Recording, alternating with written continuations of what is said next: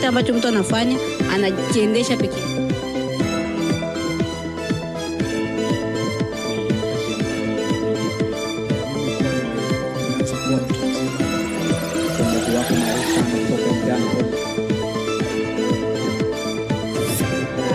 Introvert, extrovert, both.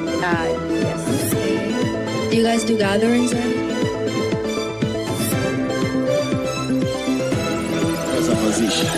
Unakuta watu.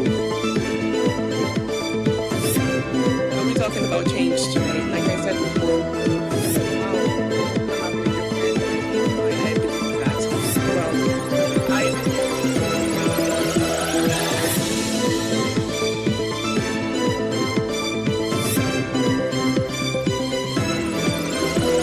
Hapa ni Revival TV na hii ni pale Couple Store. Endelea kuangalia kwenye TV yetu. To Revival TV, Grand Rapids, Michigan. Democratic and Republican.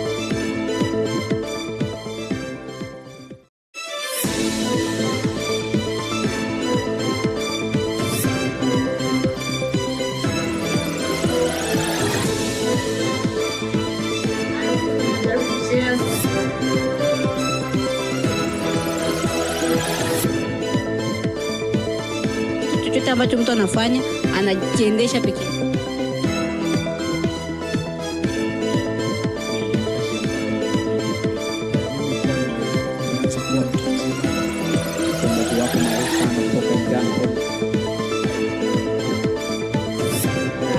Introvert, extrovert, both. Yes. Do you guys do gatherings?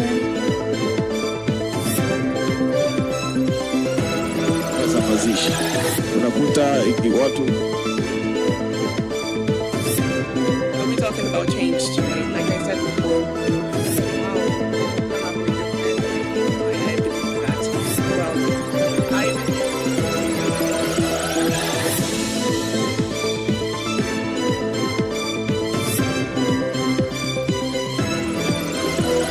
Hapa ni Revival TV na hii ni pale Couple Store. Endelea kuangalia kwenye TV yetu. To Revival TV, Grand Rapids, Michigan. Democratic and Republican. Hello, my name is Espoir Razi. Welcome to Revival TV, Grand Rapids, Michigan. I hope you guys are having a good day. It's a pleasure to be in your living room and also on your mobile device. You can follow us on Facebook and YouTube at Revival TV, Grand Rapids, Michigan. Like I said, my name is Espoir Razi, and I'm happy to be with you today, my followers. If you are in Africa and you're following us, we appreciate you and we thank you and God bless you. If you're here in America, we thank you that you're following us, and for all our supporters, God is so faithful, and thank you for being with us and being patient. It's a most amazing thing. Like I said, today we're having a really good section for you today. It's about news that is happening right here in Grand Rapids, Michigan. It's something that's going to be able to transform your life and to also show you more about what is Grand Rapids up to today. What is going on in Grand Rapids? What is going on in our community? And who's making the changes and what the juicy stuff that's happening here. But let me not speak a lot about this. I have a special guest here today that we're going to be talking about emergency management. She's an awesome person. Her name is Allison. She's the head of this department. So I want to, my TV people and the people who are watching and overseers, to please welcome Allison on Revival TV. Allison, Hello. welcome to Revival Thank TV. you It's very nice much. to meet you. Yes, nice to meet you too. So tell me a little bit about yourself. Yeah. My name's Allison Ferroli. I am the Emergency Management Administrator for the City of Grand Rapids. Been here for about 4 years, so came actually 4 years ago this month to build an emergency management program for the City of Grand Rapids. All right. So you've been here 4 years. Correct. Here in Grand Rapids. Yep. And you moved from I was in Virginia. So, Virginia. yep, I was in Charlottesville, Virginia, where I was the emergency manager down there for 6.5 years. Anasema kama jina yake ni Allison, ashakuwa hapa miaka 4, anatoka Virginia na kazi yake anafanya ni emergency management specialist. Ndio jina yake. So I want to ask, what is emergency management? It's a great Specialist. question.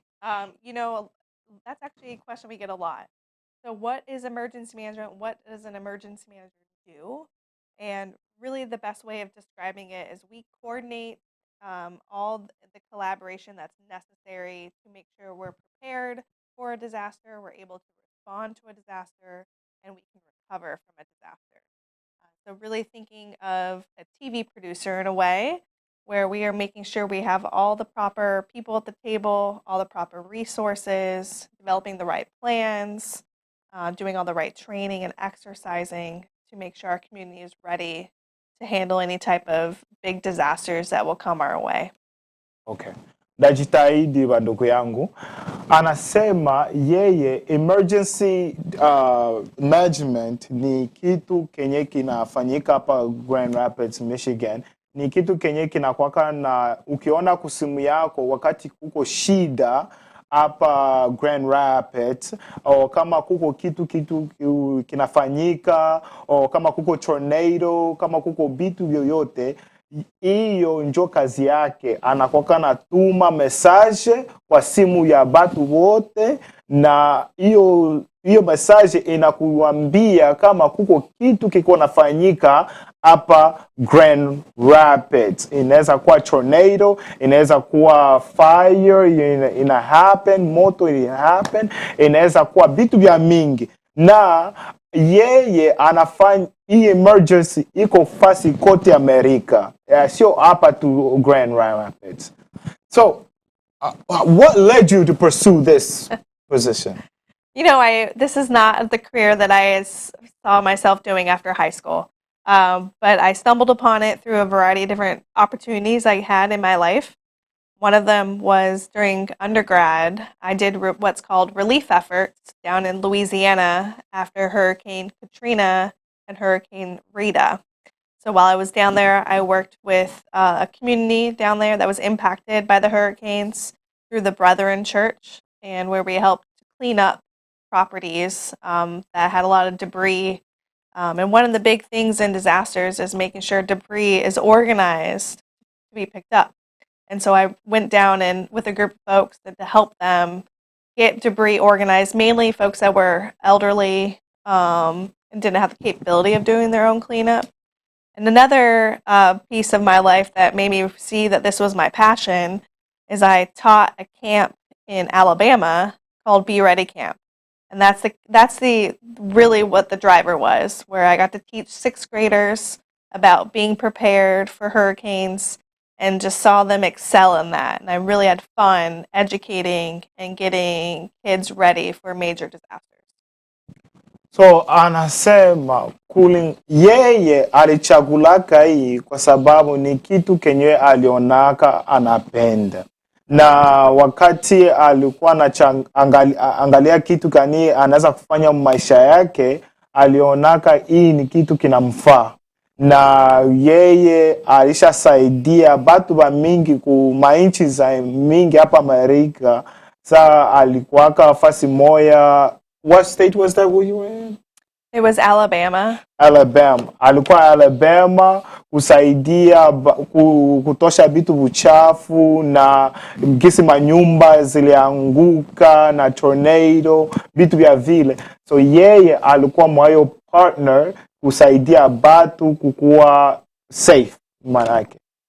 So can you describe a little bit your daily work? Like, what does that look like? Do you put on a vest and just go, or how does that work as an emergency? Yeah, honestly, every day is different.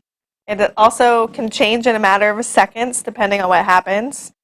Some days I'm at my desk all day in meetings, writing plans, developing trainings for folks, for our public safety folks. Other times I'm out in the community talking to folks like you today, or I'm managing a disaster. So about a month ago, we had the big tornado and the big storms come through, and I was in the middle of teaching that night and instantly had to switch roles and go and start managing the resources to respond to that severe weather. Honestly, it's a lot of fun, always on my toes, and it's never a dull moment, and every day is different. And I think that's one thing I like about this. It's always doing a lot of different things. Anasema hivi, nilimuuliza kwazi, anaweza kuniambia wakati siku ya kazi yake inakuwa aje. Na yeye anasema mara mingi sana iko ku office, iko naandika mabarua, iko nafanya vitu kuonesha hisi Grand Rapids iko kufanya vitu ya kama iko tornado kikuya, batu wanaelewa gisi bataenda wapi na kutafuta ile fasi yenye batakuwa safe. So yeye kazi yake ni ku make sure kama wewe uko safe, kwa sababu tornado ikikuya hapa au kitu yote ikikuya hapa, yeye ni kazi yake kujua kama wewe uko safe na wapi unaweza kuenda kutafuta information yenye inaweza kukusaidia wewe. Kidogo njoo kisi naelewa vile, but kama unaelewa mu English nashukuru sana. Now, what is the most interesting scenario about your job? Because I hear you say like you've been through tornadoes, you go to the tornado to the location. So is that the most interesting, like being around there? Because I'll be scared. Like, what does that look like? I think the most interesting scenario I have found myself in is, I've actually dealt with a lot of emergencies and disasters in my career. So that can be from the tornadoes, the pandemic we had.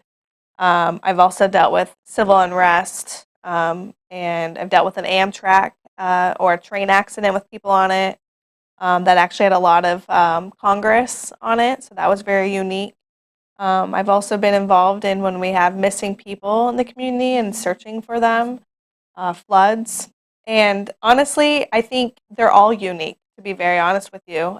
No disaster's the same. The response, we have frameworks that teach us the basics of to do in a response or recovery, but it's never exactly the same each time. So I think that I've been lucky, I guess you could say, as an emergency manager to have faced a lot of different things because that's made me a better emergency manager.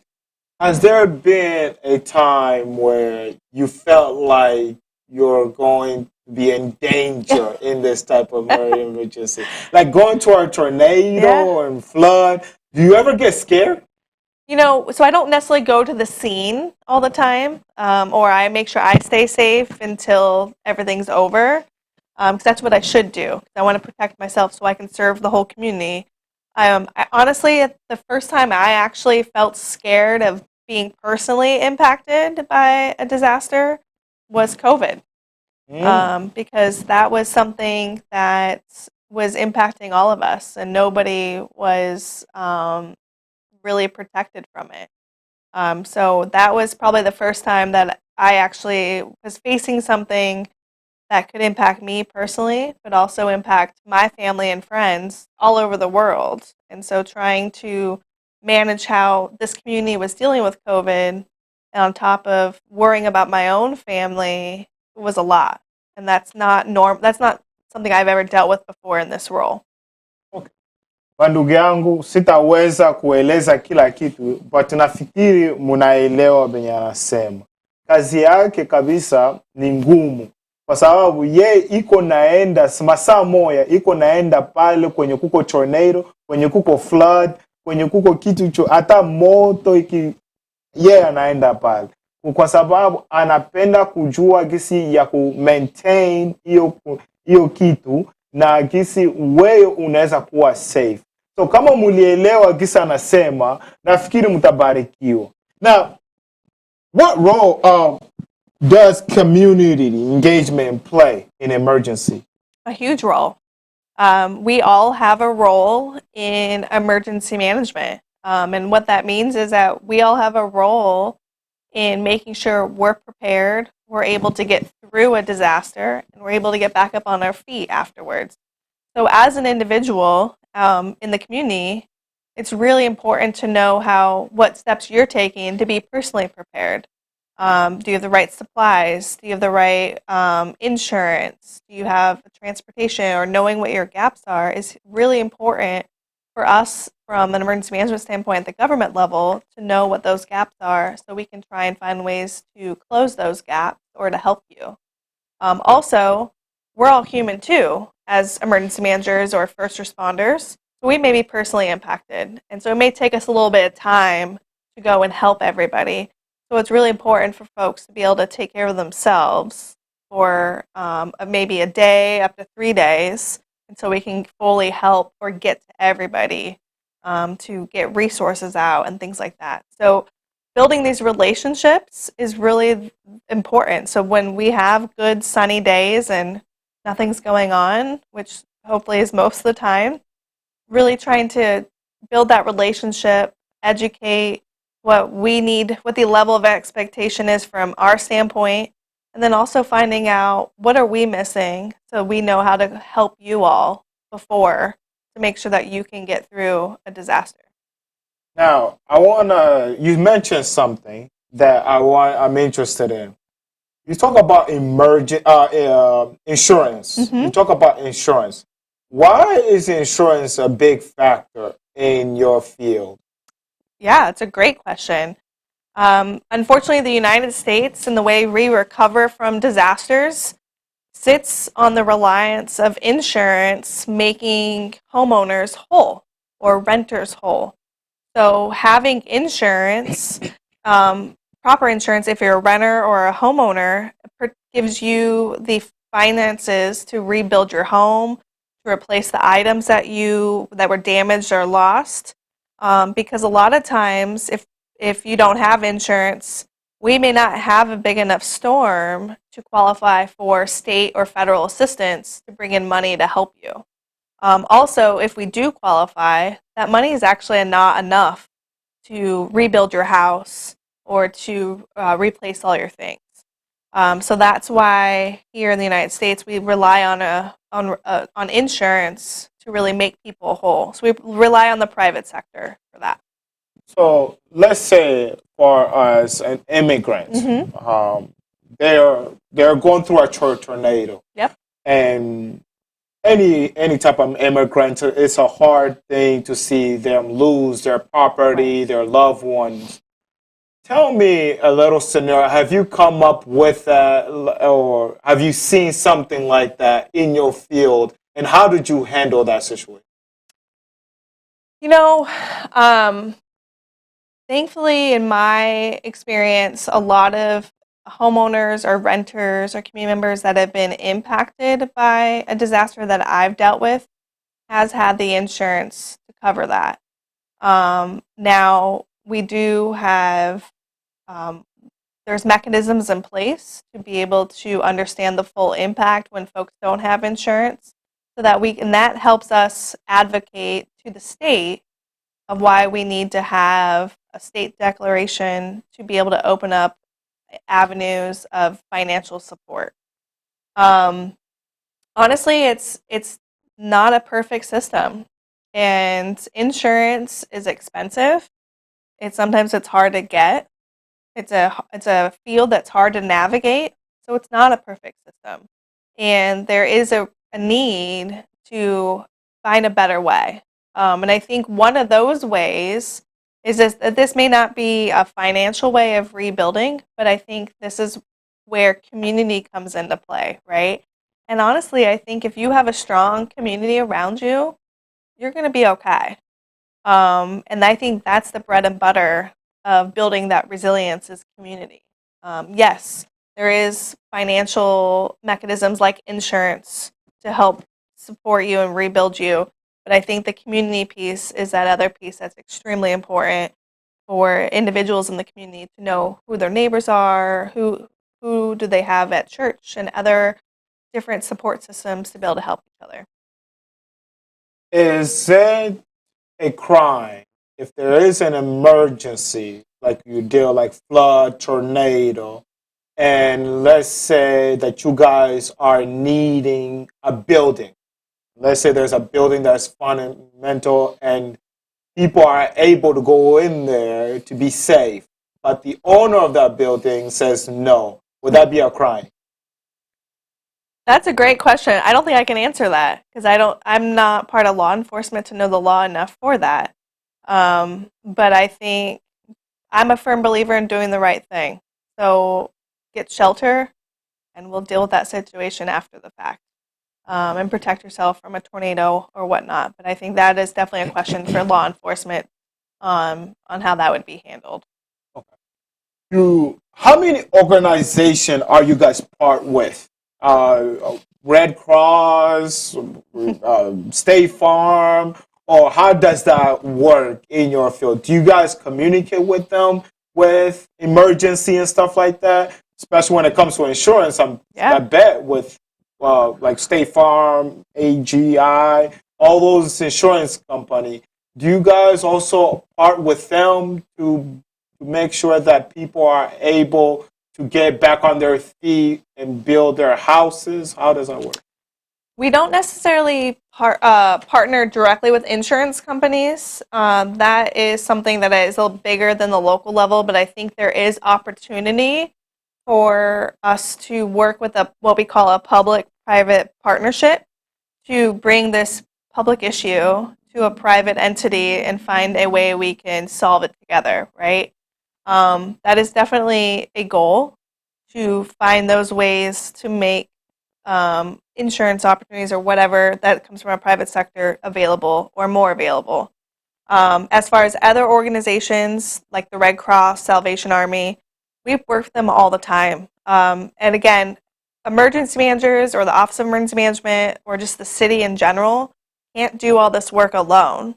We have to know all the different organizations in the city that we need to rely on to provide various services, resources, and to work with the community on rebuilding. And honestly, to be a good emergency manager, I have to know a little bit about everything in this community to be able to do my job. Every day I'm learning about a new organization or a new resource somebody has that can come to the table, a new partner that we can potentially work with. So it's constant learning and growing and knowing what's happening in our community to really be a good emergency manager. Because like I said, every disaster is different. It requires different resources and needs. But I'm the subject matter expert of knowing who to call, right? I may not know how to solve the problem directly, but I know somebody I can call or an organization I can call and say, hey, we need help with this. Can you help us fix this issue? And that's really what being an emergency manager is about. Ladies and gentlemen, if you've been following us, this is just amazing. I'm just learning about all this emergency management and what I need to do to protect my family. Now, do you guys just focus on Grand Rapids, or how does that work? Like, if there's an emergency in Kent County and Grand Rapids, are you guys allowed to come to Kent County and work, or how does that work? So the city of Grand Rapids proper has its own Office of Emergency Management, which is what I lead. So I'm in charge of the city. Now, Kent County, so all the other municipalities surrounding Grand Rapids in the county, Kent County has an Office of Emergency Management as well. And so they have a team that works and supports the residents outside of the city of Grand Rapids, like in Wyoming, Kentwood, Plainfield, and other areas. But we have a really good relationship with Kent County's Office of Emergency Management. So we talk, honestly, probably weekly.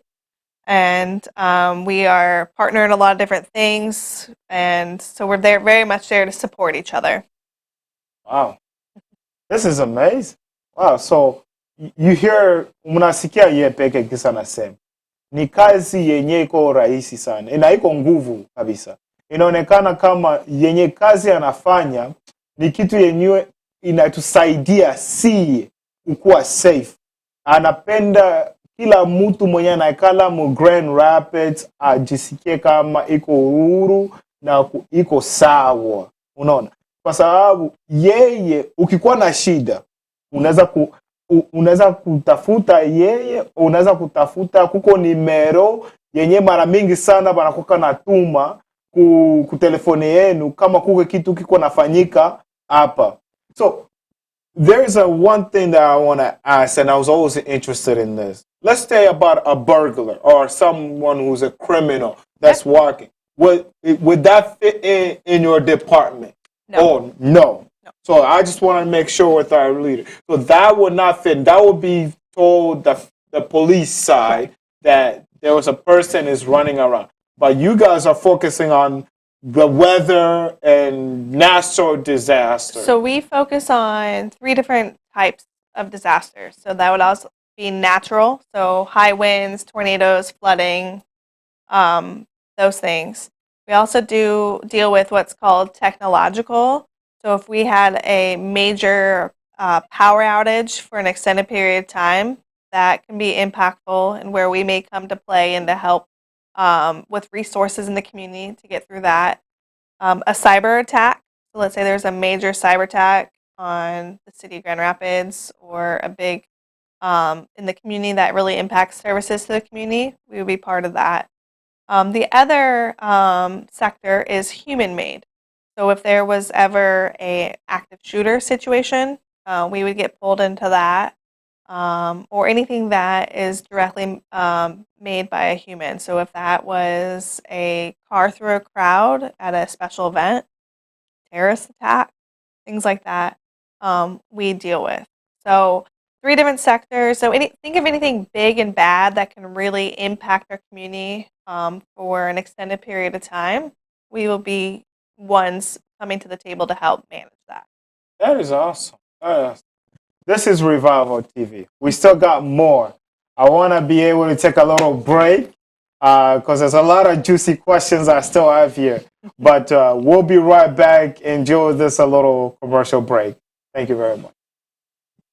Yamekuwa chukizo kwa watu kila siku Kila lumière soit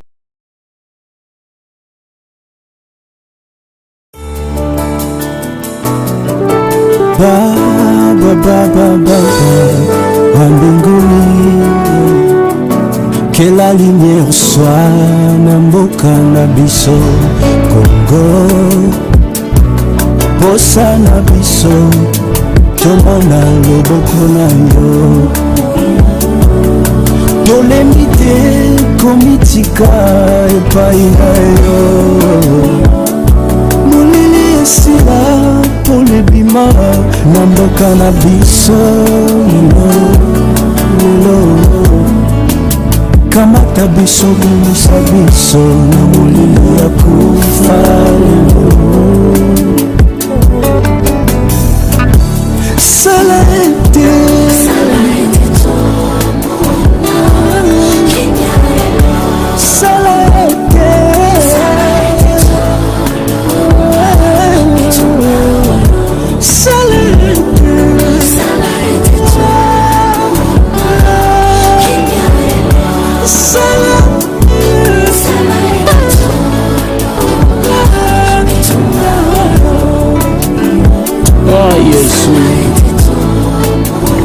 Seigneur, pose ton regard sur ce peuple qui te cherche tous les jours avec un désir ardent de voir une paix durable et passer leurs jours sous le soleil, car le dernier mot t'appartient. Tes enfants s'approchent devant toi, prosternés pour chercher ta face, et gloire soit rendue à toi qui contrôle toutes choses. Mwinda, we need you Lord, tunakuhitaji Bwana. Hallelujah.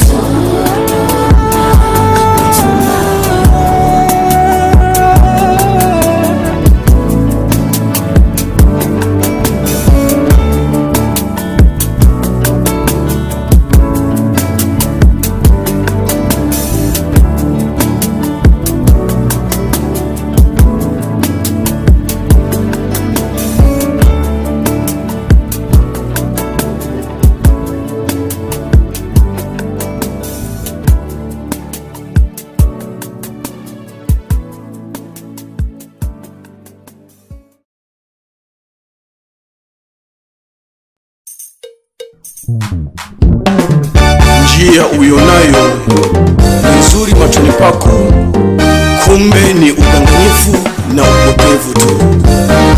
Haleluya! Heri ungegeuza mawazo yako mwelekea Mungu.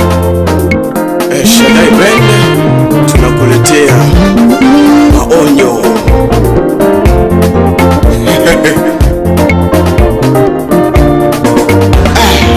Matendo nayo yatenda yamekuwa chukizo kwa watu. Kila siku umekuwa ukisemwa mitaani, achana na hayo ndugu. Unapokuwa unasema watu, kumbuka nawe wasemwa.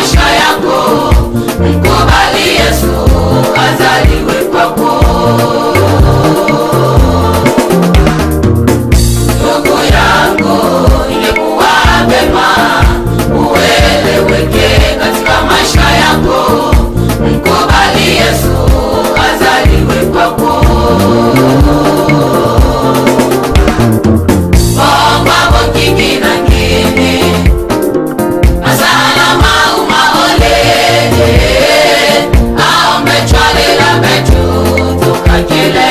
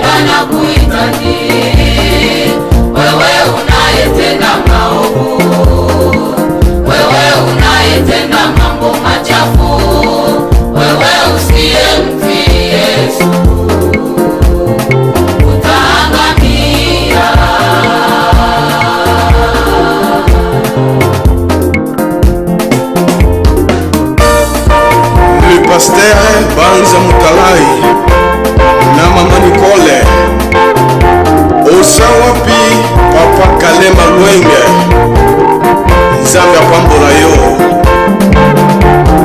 Bila kusahau mtumishi wa Mungu Ebenga Alimasi, Mwalimu Tetusa Ndalamba. Mungu akujaze baraka tele kwa kazi unayozifanya. Haleluya.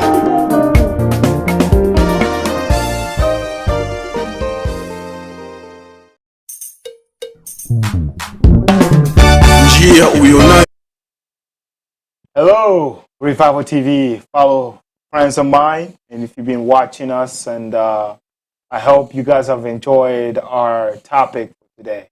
And it's about emergency management. This is a way to keep you safe and also to make you aware when this stuff happens, like tornadoes, when there's a fire, when there's a terrorist attack here in the United States. These are great information. And I'm so happy to be able to talk to Allison. It's been a joy, really. Thank you. It's really it has been joy. fun. And I hope you guys, you enjoyed it. You Most definitely. Yeah. I'm really, really excited. Now we're gonna go a little bit even deeper. Okay. These are the times where I like to tackle uncertain things about emergency management. Sure. And when we were talking, you said something that kind of caught my attention, and I said, you know what, after break, I'm gonna mention this later.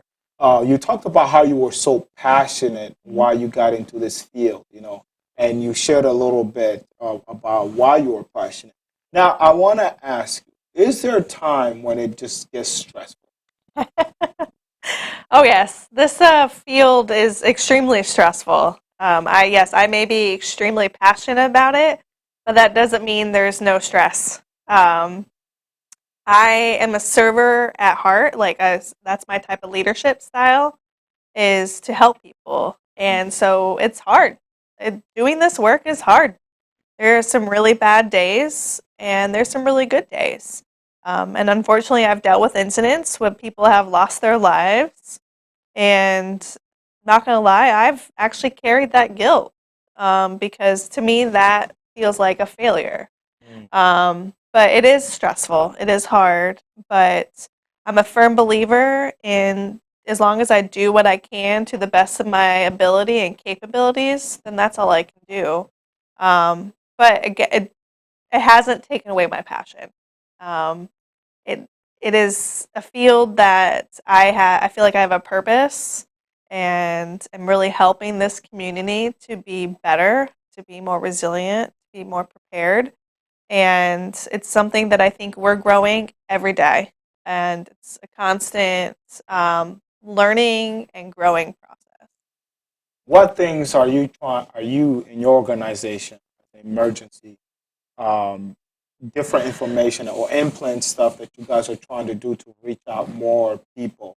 I want you to talk more about that because especially for the people who are who are immigrants, different people here. They don't know. Right. For scenario when they see an emergency on their phone, there's no way to know if that's an actual emergency or how it can be translated into their language. How are you guys helping them in that? Yeah, great questions.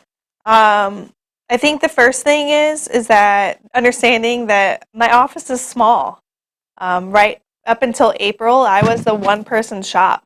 And then we got a grant from FEMA, the Federal Emergency Management Administration, that was able to allow me to hire an individual to have a role in doing public outreach and education. So that is a big step. And we've only had that position going for about 6 months. So our goal is to utilize that position to continue to be out in the community, working with you all and others to build those relationships, find out ways that we can make information more accessible. The other piece of this is I am a big advocate in making change at the legislative level. So a lot of things that I don't control. So for example, the way that wireless emergency alerts come over your cell phone, I don't necessarily have control over the number of languages available to send that out. And so doing our advocacy work with Congress and other commissions and other departments of the federal government to get them to understand why we need to do better, right? Because I'm seeing this gap, and I can't make the change in the local level, but I can go and share why this is an issue, why this is important to our state and federal representatives, and ask for their support to help make that change. Obviously, it's not fast, it's a very slow process, but I'm always finding ways or things that we can do better at, and what can I do to represent my local community in making that change. Let's talk about the community side. How many community have you guys reached out in far as to get the message out with far as an emergency? And what is the percentage and what has been the response to certain communities between Black, Hispanic, Latinos, and Chinese people, and Africans, people coming? Like, what has been the response far as you guys going out there and sharing this information that is very critical to our life? What has been the response? That's a great question. To be honest with you, we haven't tracked data in that way to know that answer. But that is a good area of opportunity to see what that looks like. So we'll definitely take that back and maybe start using that as a metric as we do more outreach and capturing that data, so we can better see who are we missing, right? So I like that feedback, and I will definitely take that so that we can better understand that answer. Okay. And this question is kind of goes to the one that I just asked, and basically, are you focused more? I want to use it more to where I can better make my viewers understand. Right. When it comes to, let's say, advertising, your emergency stuff, do you guys go out there with just English, or do you guys have people with different languages? Because I remember we were at FEMA, the training at FEMA, and I think I got a brochure in Swahili. Yep. I got a brochure. So that was my first time seeing that you guys also were working in a different language and showing that picture. So are you guys wanting to do you have someone that works with you in the Swahili translation or other languages for now? Or how does it work? And if not, what areas are you guys going to, like churches, community? Who are you guys reaching out to, the top leaders in it? I don't know if that makes sense, but I want you a little bit. Yeah, so again, it is an all hands on deck approach. So there's a lot of good information that is pretty general across the country. And FEMA has actually done a great job in expanding the language availability of that information. So definitely getting resources from them. So one thing first is actually for us to understand what's our audience when we go places. So what is the audience? How many people, like what kind of languages are spoken there? And making sure we're bringing the right materials, right? And then finding what we can get from FEMA that they've helped translate, because there's resources. So we're not going to reinvent the wheel. We're going to get those resources that they've invested time in creating those opportunities. And through that, as we do that, where we find where we're missing something, maybe we have some unique information that we need to have translated on our own, we will definitely find the resources through folks like you to help us translate things properly. Not only just translate, but once it's translated, distribute it, right? Because we can translate things all day, but if it sits on a shelf, it's not going to help anybody. So again, that's part of that, having that public outreach and education position is doing that kind of work. And that is what we're slowly doing 6 months into that position, and I'm very confident we'll continue to grow and be able to build those relationships and have more resources in the future. Revival TV, gisi kwa natupata, tunashukuru Mungu. Na gisi munaelewa tuko naongea kuhusu emergency ikifanyika hapa mu Grand Rapids. Huyu mama anasema vitu ya mzuri, na kama uko namfuata mzuri sana, umuelewe, iko na hii passion kusaidia watu. Wakati kukua shida hapa mu Grand Rapids, anapenda kabisa kusaidia watu. Na iko naangalia gisi gani anaweza kuya ku community yetu ya Bakongomani, ya Rwanda, ya Somalia. Iko naangalia gisi gani, na hivi hapa gisi biko naongea, biko nafanya hiyo kazi, na biko napenda kufanya mzuri sana. Kwa yeye kufika hapa kwanza ni kitu kama sana. Ni kitu kama inaonesha ile upendo. Na kama mnafataka Revival TV na enjoy vitu tunapenda sana batu baju. Oh,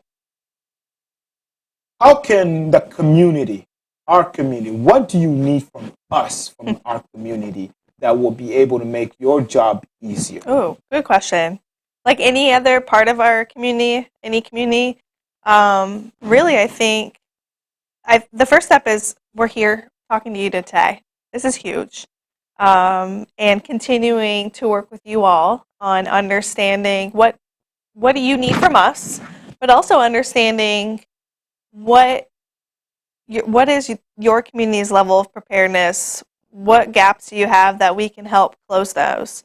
You have a very resilient community. But again, we talked about understanding 911. How can we help educate?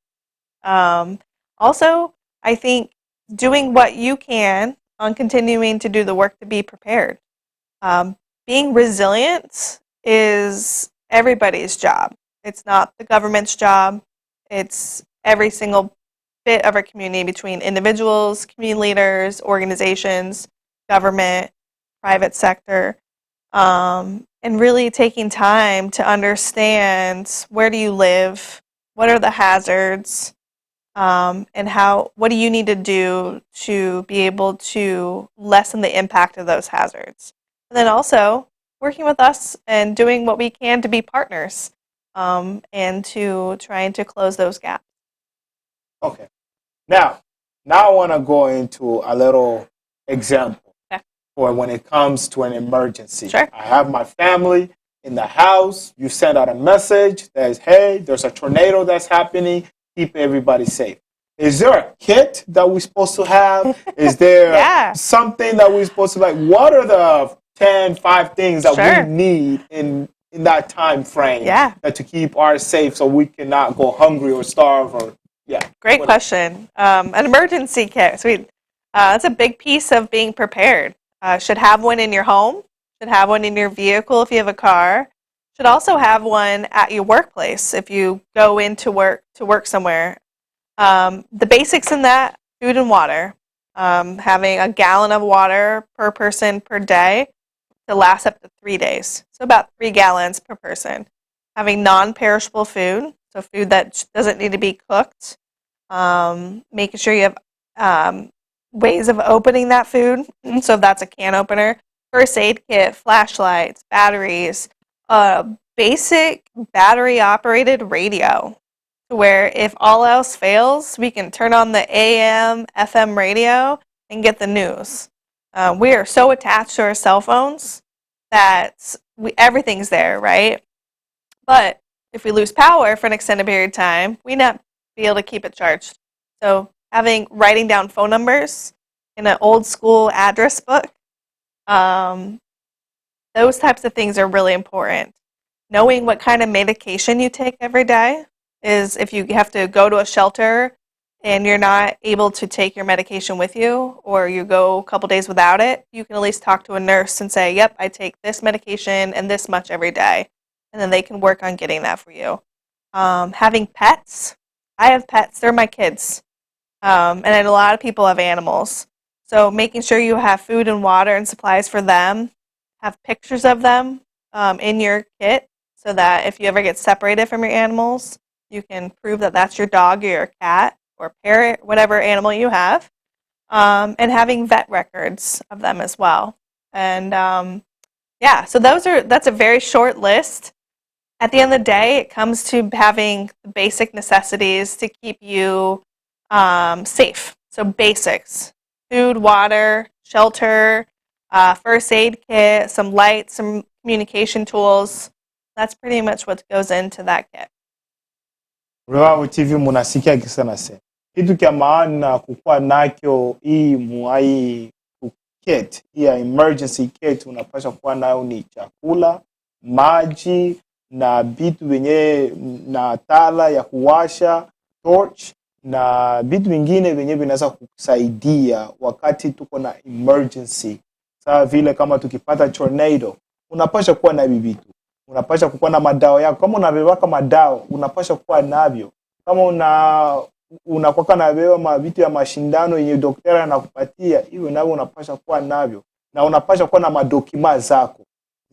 Insurance na barua ya kutoka ku daktari kama unagonjwaka. Vitu ya mingi unapaswa kuwa navyo mwa emergency kit yako.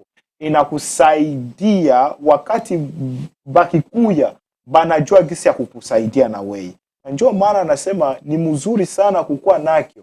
Now, I want to ask, you talk about medication, having these type of medication to make sure. Now, for God's sake, we don't never know when another emergency will ever happen. But what if, do we have to refill this stuff every month? What's your recommendation to replace some of this stuff? Because it's a kit. Sometimes we can put it into a storage and forget about it, or sometimes we can put it somewhere, I don't know. But all these stuff that you're saying, don't they have an expiration and stuff like that? Yeah. So going first to the medication piece, you will not be able to get extra medication to put in your kit. So that's just due to insurance and pharmacy rules, things like that. And also it expires. But having a list of what you take, so just remembering what you take is important. You may think that you'll remember, but during chaotic times, we forget things. Now going to the other items like food and water and batteries, things that do expire.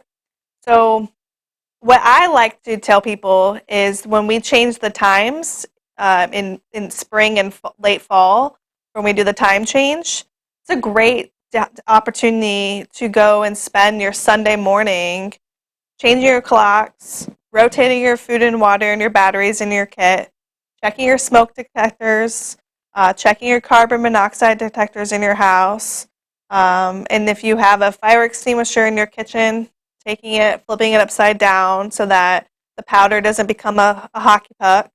So making yourself an emergency checklist that you do twice a year. And that's where you rotate everything. Also, for a battery standpoint, don't leave the batteries in your flashlights. So take them out, and that will keep them from corroding. So those are some tips and tricks to be able to keep things fresh. And a lot of people may ask, well, where do I buy this emergency kit? Yeah. Is it given to me? Do I go to you guys and ask for one? A kid so I can have it? Where do we get it? So that goes to the personal preparedness piece. So it's up to us as individuals to create our own because we all have unique needs. So it's not something that the government's going to give. So we have to find either a bucket or a backpack to put those things in. You actually might have a lot of these items in your home. So first, get a checklist. We have checklists in our office or available online, and going through and finding what you have already and putting that in that bag. And then looking at that list and seeing, okay, I'm still missing a flashlight and a radio. Then adding that item to your shopping list. So one item every month. So go slow because it could be expensive. A lot of stuff that I've bought at the dollar store. You don't need to make it expensive. You can buy things on Amazon. You're just thinking of the basics, right? So, and add one new thing or whatever you can do each month to build that kit up. So from scale 1 to 100, how important is it to have an emergency kit? is this there? To each their own of what people want, but I think be practical about it. So, do you really need a blow dryer in your emergency kit? No. But one thing I think people don't think of anymore in this day and age that's important is to have a landline phone. You can go get one that just plugs in the wall. It doesn't need power. The basic ones, and you can get it for like $10 and have it in your kit. And if you have a landline jack in your house, you can actually plug it in and still call 911. You don't need a plan, doesn't need to be active, but things like that are, the young kids would classify as old school, is a landline phone.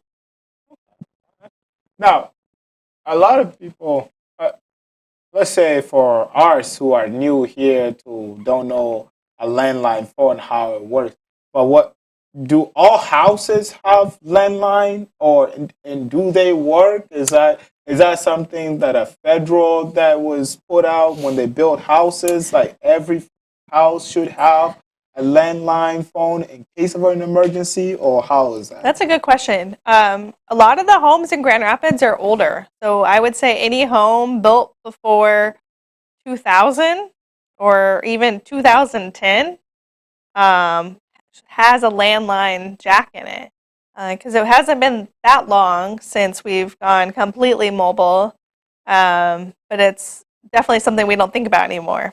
So it was not a federal thing, to my understanding. It's just that's how you communicated, was through a landline phone.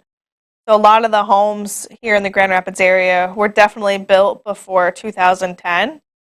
So they should have a landline, a jack in their home. Does it work? Good question. Don't necessarily know.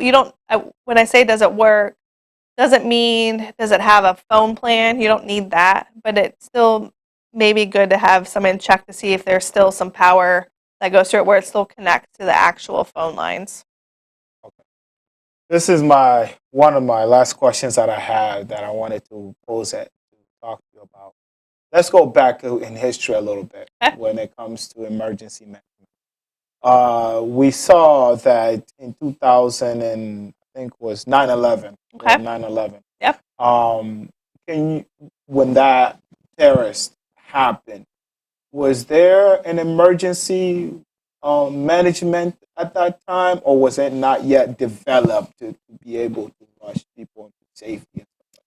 So there were elements of emergency management before 9/11, depending on where you live. Some states had it. I think it wasn't necessarily coordinated as well as it is today. 9/11 was really the situation that made us focus on being more coordinated and developing more processes and procedures that were more standardized across the field to know how to respond to all types of things. Because a lot of the lessons learned that came out of 9/11 was that there was a lot of miscommunication. There wasn't a lot of coordination and collaboration. Everyone kind of was just doing their own thing, which is fine, but really looking at, say, how can we better coordinate? Okay. Revival TV, I've been having a good time. I've been having a great time. I've been having a good time. This is an amazing segment. And you can definitely watch this. Once we're done, you can go back and watch the whole full segment. And you may actually learn a lot. And if you have someone in your family that will be able to translate this, that you know English, and your parents, they may not know English, but you understand what we're saying, you can translate to your family. Take that time and effort to tell your family about the importance about emergency. This is something very serious that happens in our life. We never know when we can hit another storm or when a terrorist attack, but we can make sure how we can be prepared for our children and for our loved ones. My last question is this for you. Can you talk about the importance of partnership and collaboration in emergency? It is honestly what emergency management is. We can't do this work without those partnerships, collaborating with others, building relationships. Yeah, I'm a two-person shop. There's not much I can do on my own. And really, again, it's what we call a whole community approach to being ready. And that's making sure individuals are taking the steps to be more ready. Families are doing the same thing. Community leaders are advocating and talking to those in the community on why it's important to be ready. The private sector is doing things to be able to continue resources coming into the community. Government's doing the work we can to coordinate and be ready as well. And that all is done because we build relationships and have partnerships with everybody. Again, it's ever growing. The list of who we partner and collaborate with, it gets longer and longer every day. But that's important because we are continually to expand as a community. Wow. Allison, man, you hit every answer that I got that you gave me, man. All the questions that I had, you answered them.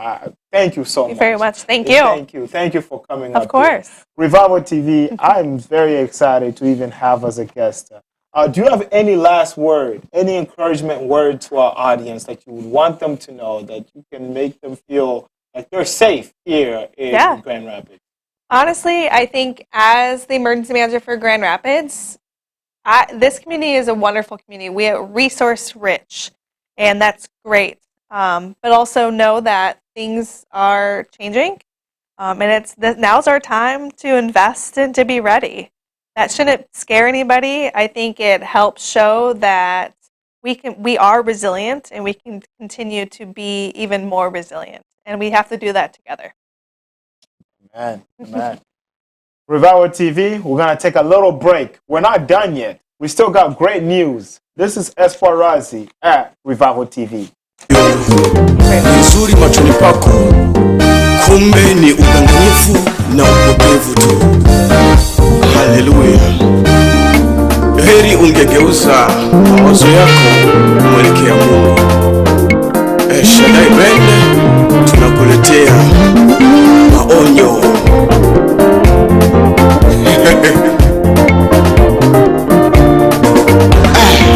Matendo unayoyatenda yamekuwa chukizo kwa watu. Kila siku umekuwa ukisemwa mitaani. Achana na hayo ndugu. Unapokuwa unasema watu, kumbuka nawe wasemwa.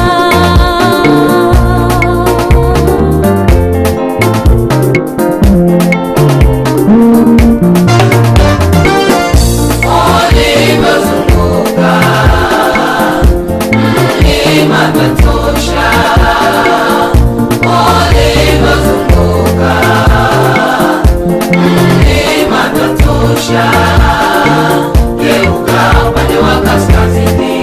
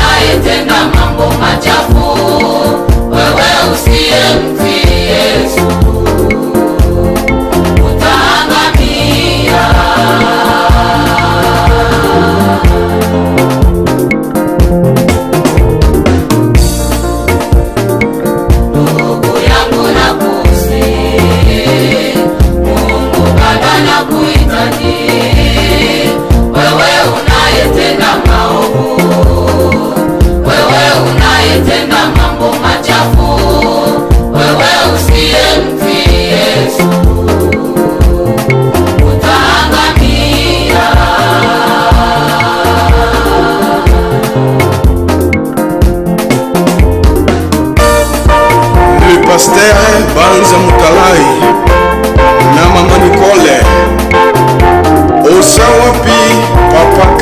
bwenge nzambe akwambola yo.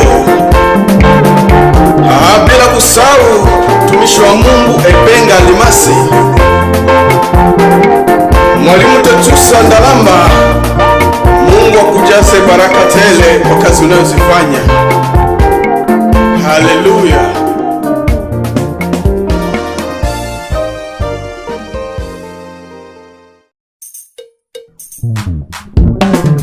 Njia uyonayo ni nzuri machoni pako, kumbe ni udanganyifu na upotevu tu. Haleluya.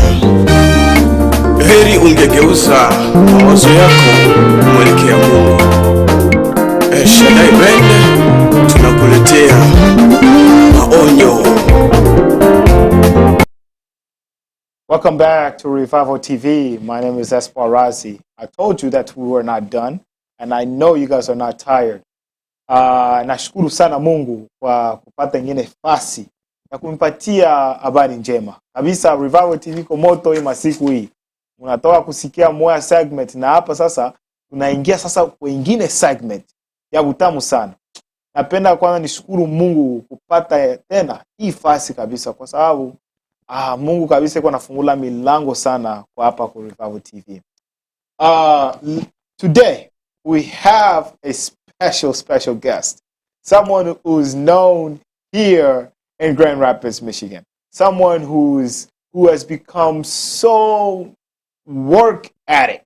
I mean, everything he does, he makes sure he's doing it for the community. Everything that he goes through, everywhere he goes, he's making sure that he goes for the community. I don't want to say his name. I want himself to introduce himself. Welcome, my brother. Welcome to Revival TV. How are you doing today? Good. How are you? Good. It's nice to see you today, man. Nice to Long see you. time. How have you been? I think you've been great. So, yeah. How about yourself? I've been very good, man. I've been very good. Nice seeing you again, man. I'm excited. Go ahead and introduce yourself, man. Tell people who you are, man. Sure. I think I'm very famous. A lot of people know me, but I'll introduce myself. My name is Didasi. I'm the CEO and the founder of the DAS Language Facility. I do a lot of things, but I can't enumerate all of them right here, so we may take a lot of time. But yes, I advocate for the community, and I do a lot of things for the community. But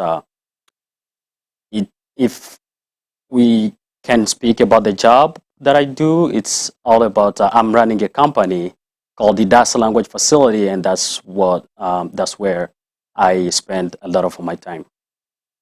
Sasa Didas, nashukuru kwanza kupika. Kweli nashukuru Mungu. Sauli niita unasema unapenda kupika kwa Revival TV. Nilisema hii ni baraka kwangu kabisa. Sababu mara mingi upatikani huko. Kwa leo kufika hapa, mimi nafurahi sana, man. Of course, na mimi nafurahi kabisa. Kabisa. Niambie sasa hii kazi nyoko nafanya napenda nielewe. Unasema huko CEO of DAS Language Facility. Ni nini? Hiyo ni nini? Hiyo benye unafanyaka ni nini? Ni language huko, unajua malugha ngapi kwanza? Kwa sababu nasema language, malugha ngapi ni unajua? Yeah, asante sana kwa kuuliza hizo swali. Nafikiria tunapoongelea DAS Language Facility, kabla sijaielewesha vizuri, lakini mtu tu anaweza akisikia hivi anafikiria kwamba ni sehemu ambao wanafundisha lugha mbalimbali ama wanafanya hivi, lakini kama nilivyosema, agency inaitwa DAS Language Facility, na tuko pale kwa ajili ya kuweza kuhakikisha tunaondoa hizi mitengano ambayo iko mitengano tuseme ya kilugha, mitengano tuseme ya tamaduni mbalimbali. Kwa hiyo, so we are here to bridge the gap, like linguistic and the cultural gaps, like within our community. So the DAS Language Facility, it's just an agency that provide interpretation and translation services in the community. And we work with in a lot of settings, like legal settings, healthcare. We are also in the community, so we work with a lot of organizations, like non-government and non-profit organizations, government organizations. So that's all we are doing. But there is also a couple of departments within the DAS Language Facility. So we are doing a lot of things just to make sure we can reach the needs of our community. So within the DAS language facility, there is another department called transportation department. So the transportation department there, people there can rent the truck. If you want to move, there is a moving service. You want to rent a truck, or if you want to rent a van. So all of those are there. So within the DAS language facility, we have a store. We happen to have a store again. In our store, you can go there and they design clothes, African clothes. You know, if you want to get a good suit like this or like that one, so you can go there and they can make one for you. There is all those beautiful, those beauty stuff for women. So there is a lot of things going on within the DAS language facility. But the main idea is just we are there to make sure we reach the needs of our community. I think the need is multiple. So we cannot we cannot handle all the needs, but at least we are trying and we are doing our best to tackle some of the needs. Sawa, mimi nakusikia mzuri sana kisa unasema na naelewa. Napenda nirudie kwanza nyuma kwa sababu tunapenda kujua hii njaa yako, hii raha yako, hii yenye uko nayo ilianzia wapi? Kwa sababu kwa wewe kufika mpaka ushakuwa CEO, ushakuwa juu, uko nafanya vitu ya manguo, uko na transportation, uko na vitu vya mingi. Ulianzaka wapi na kwanza mwaka gani ulianzaka kufanya hivi? Of course, that's a good question. Ile ni swali nzuri sana. Nafikiria kila kitu kinaanza na idea. Cha kwanza inabidi uwe na idea. Inabidi uwe na ndoto. Na aishi tu katika ndoto, lakini inaishia sasa njia ambazo katika ndoto, ili utimize ndoto inabidi ufanye sasa kazi. Do actions to make something happen. You know, first of all, I'd like to say that I believe in God. I'm a Christian. Do you believe in God? Oh, He's the foundation of our faith. Of course. He's my foundation, man. And in the Bible, the book of Isaiah, chapter 60, there is somewhere there, I think verse 22, it said that I am the Lord. You know, he said because he said he does everything in the right time. And the Bible says when the time is right, I, the Lord, will make it happen. So when the time is right, I, the Lord, will make it happen. So guess what? There is something there. When the time is right, I, the Lord, will make it happen.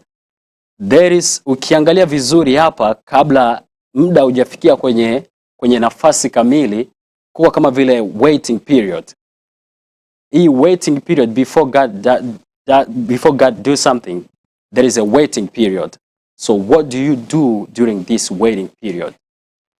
So a lot of motivation speakers gonna tell you never give up. You know, just make sure you do this. Never give up. Never give up. But a lot of people, we keep understanding that never give up. But sometimes we don't even have something to give up on.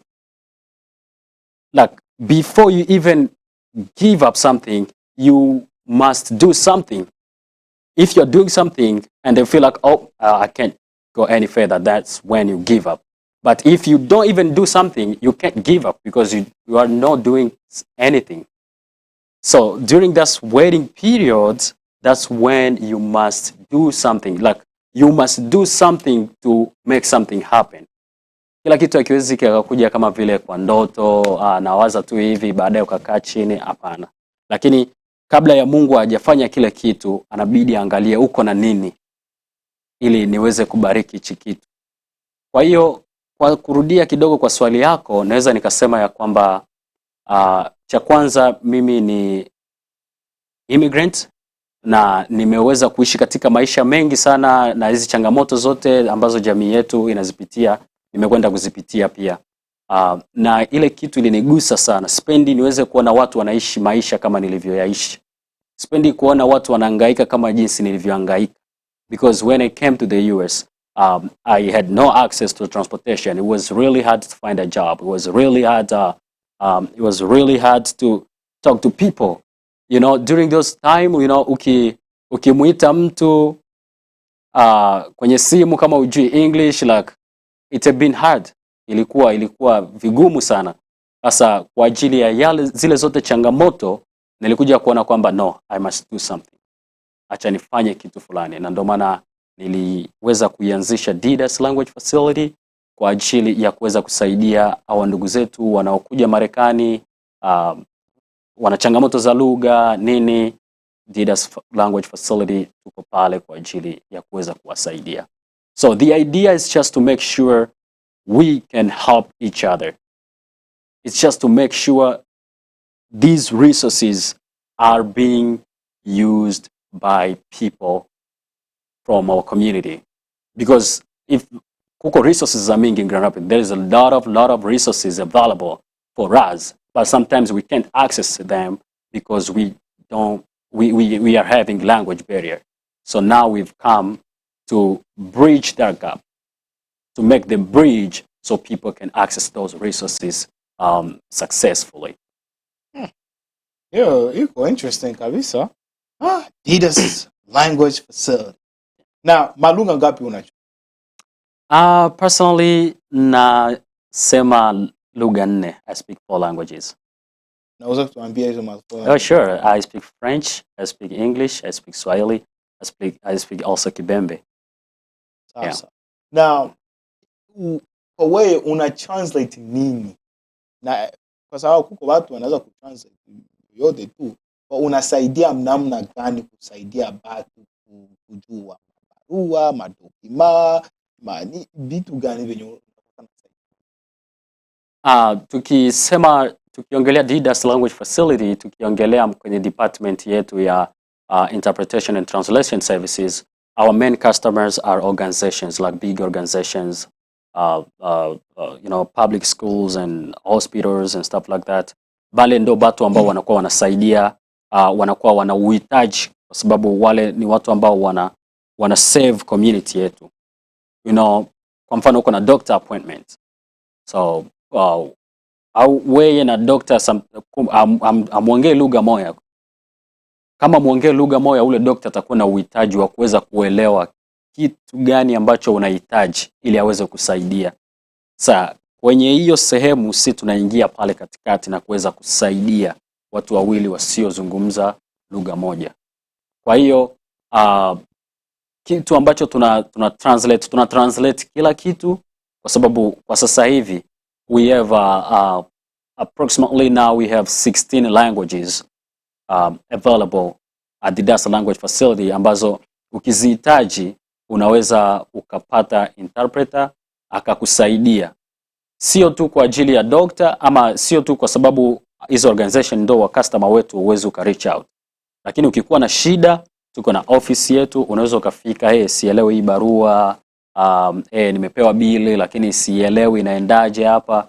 Kwa hiyo hayo yote tuko pale kwa ajili ya kukusaidia kuelewa kitu gani, yani lugha yoyote ambayo hauielewi na inatolewa pale kwa Didas Language Facility, unaweza kaenda na ukapata ile msaada. Kama vile court, you know, kwa kesi mbalimbali ambazo ziko court mara zote zinatuita, tuna mtu hapa ambaye atuelewani naye, anaongea Kibembe, anaongea Kinyarwanda, Kiswahili, Spanish, anaongea French. Mnaweza mkutusaidia kuleta interpreter hapa akatusaidia kuhakikisha haya maongezi yanaenda vizuri. Hayo ndo mambo ambayo tunayofanya. So we are everywhere.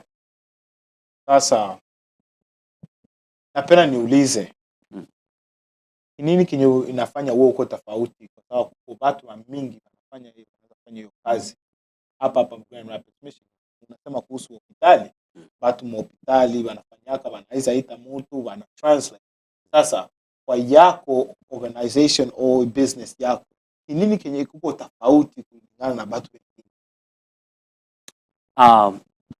Kitu ambacho kiko tofauti kulingana na watu wengine, cha kwanza ninaweza nikasema ya kwamba of course kuko company nyingi ama kuko agencies nyingi ambazo zinatoa ile translation, but ambacho naweza nikasema kitu ambacho kiko tofauti kwanza ni kwamba the owner like me, I live the experience.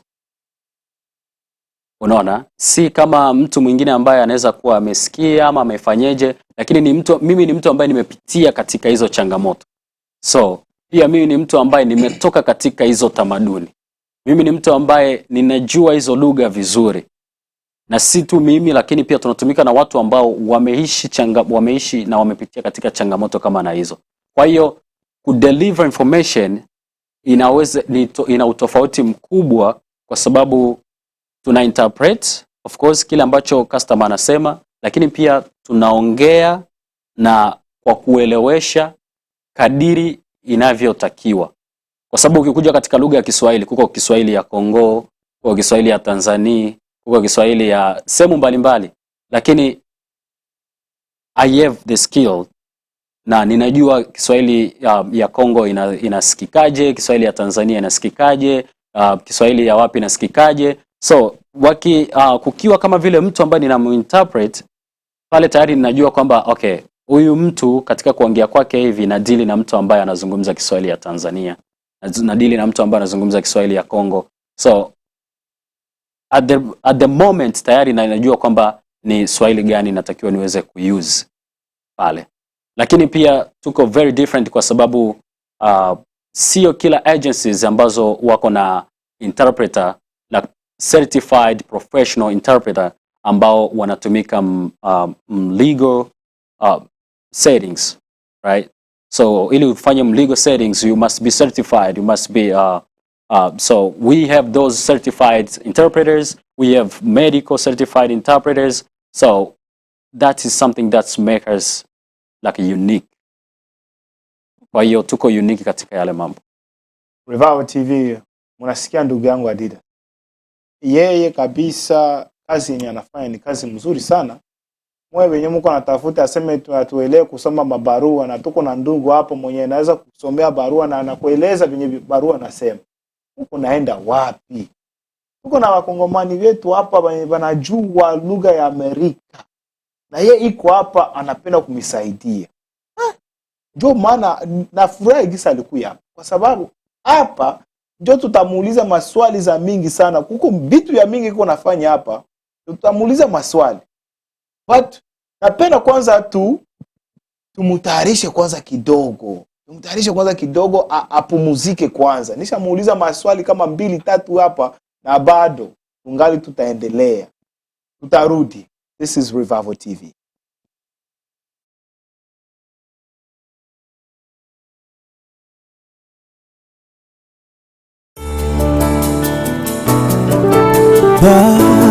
Baba wa mbinguni, que la lumière soit na mboka na biso Congo, posa na biso tomona loboko na yo, tolemite komitika epai na yo, molili esila polebima na mboka na biso lelo, kamata biso bimisa biso na molili ya kufa lelo. Sala ete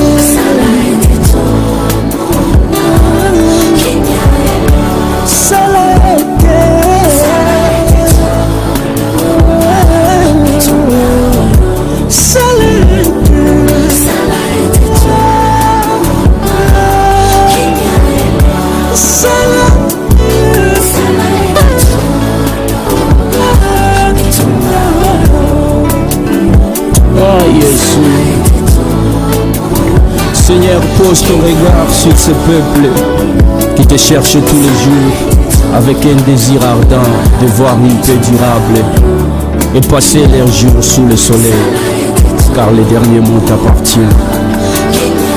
Tes enfants s'approchent devant toi, prosternés pour chercher ta face. Et gloire soit rendue à toi qui contrôle toutes choses. Winda, we need you, Lord. tunakuhitaji Bwana. Haleluya.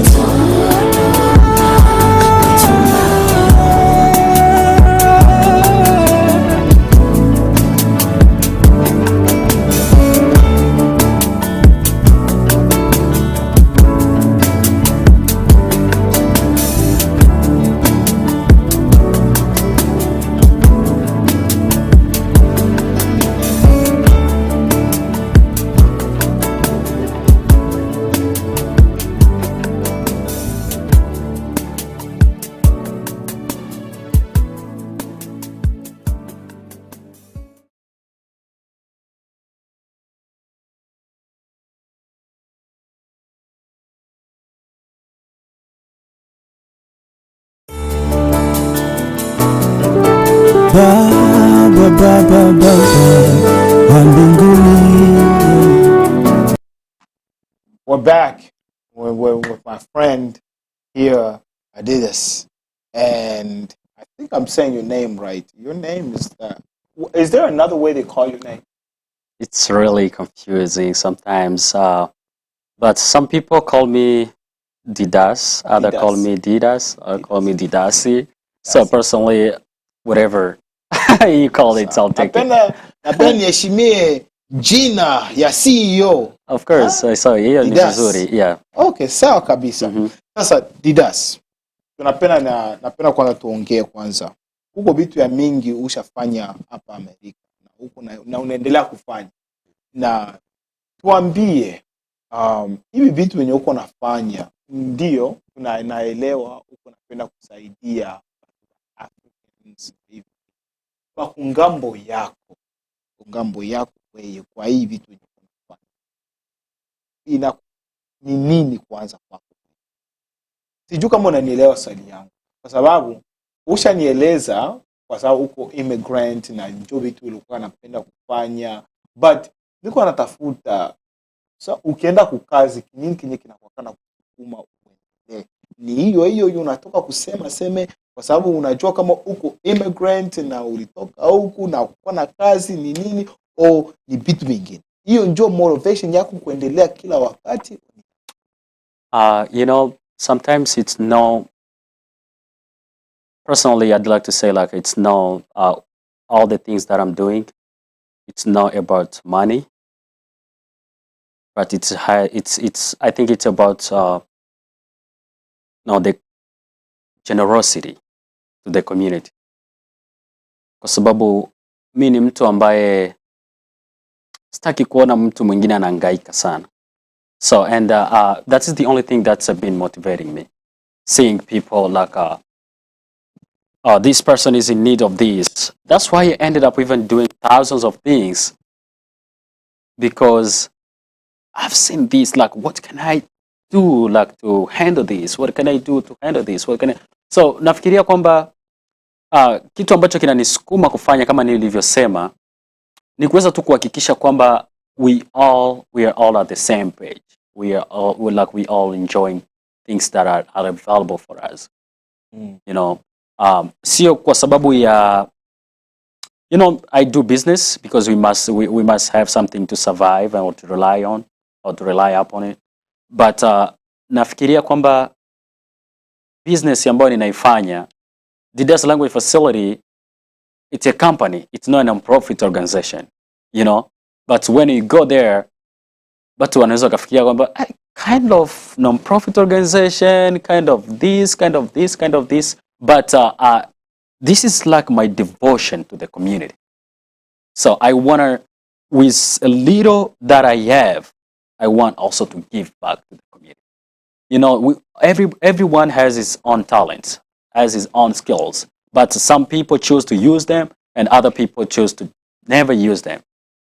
But for me, what I know, I want to also to transfer it to someone, but also to make sure I use it for the benefit of myself, but also for the benefit of the community. So this is something that's pushes me a lot to do all of these things. If I have a capability to do something, I always do it. Never wait. I never wait for someone approval. I don't wait for you to tell me, hey, man, this is this, but if I got an opportunity to do something, I always do it right away. Now, I want to talk about, you mentioned something about moving. You have a moving in your Adidas language facility. You also have moving service. Mm-hmm. Sasa hiyo moving service inakuwa kaje? Kwa sababu ni batu bakuite nataka kuhama, na unabalipisha ngapi? Ni kwa masaa, madakika? Kama mtu anapenda kuhama kwa state ingine, inakuwa kaje? Una focus tu hapa Grand Rapids or inakuwa? Of course, thank you so much for asking me that question. Nafikiria kwa ajili ya moving service, I mean, tasema transportation which include moving service. Ni kusema ya kwamba kuko trucks ambazo ziko available. We have trucks available for people, for the community. So, mtu unaweza ukarent zile truck. Unaweza ukaenda kuzikodi, katika Kiswahili kingine tunasema. Unapiga simu au unaenda kwa ofisi yetu ama unaenda kwa website yetu. Unasema uhitaji wako. Mimi nahitaji truck, nahitaji kuwa nayo masaa fulani, nahitaji kuwa nayo siku fulani ama siku 3, siku 4. Nahitaji kutoka hapa kwenda nayo state fulani. Zile truck ziko pale kwa ajili ya community. Ni kupiga simu ama ni ku reach out kwa office, unafika kwenye ofisi yetu na unasema mimi nahitaji truck. Ukifika pale tu watakupatia bei, na bei yenyewe inalingana na sehemu ambayo unaelekea. So bei yenyewe iko per miles, but also kwa saa, kwa sababu trucks ziko different.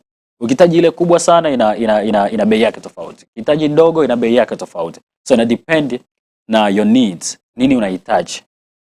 So kila ambacho unakihitaji wanakuambia bei pale, au ukihitaji hichi bei yake ni fulani, basi unaweza na wewe kulingana na uhitaji wako unasema okay, kumbe nahitaji. Sasa nataka nielewe kitu kimoja, kwa sababu watu wengine wanaweza kujiuliza. Sasa mimi na rent hiyo truck yako hiyo.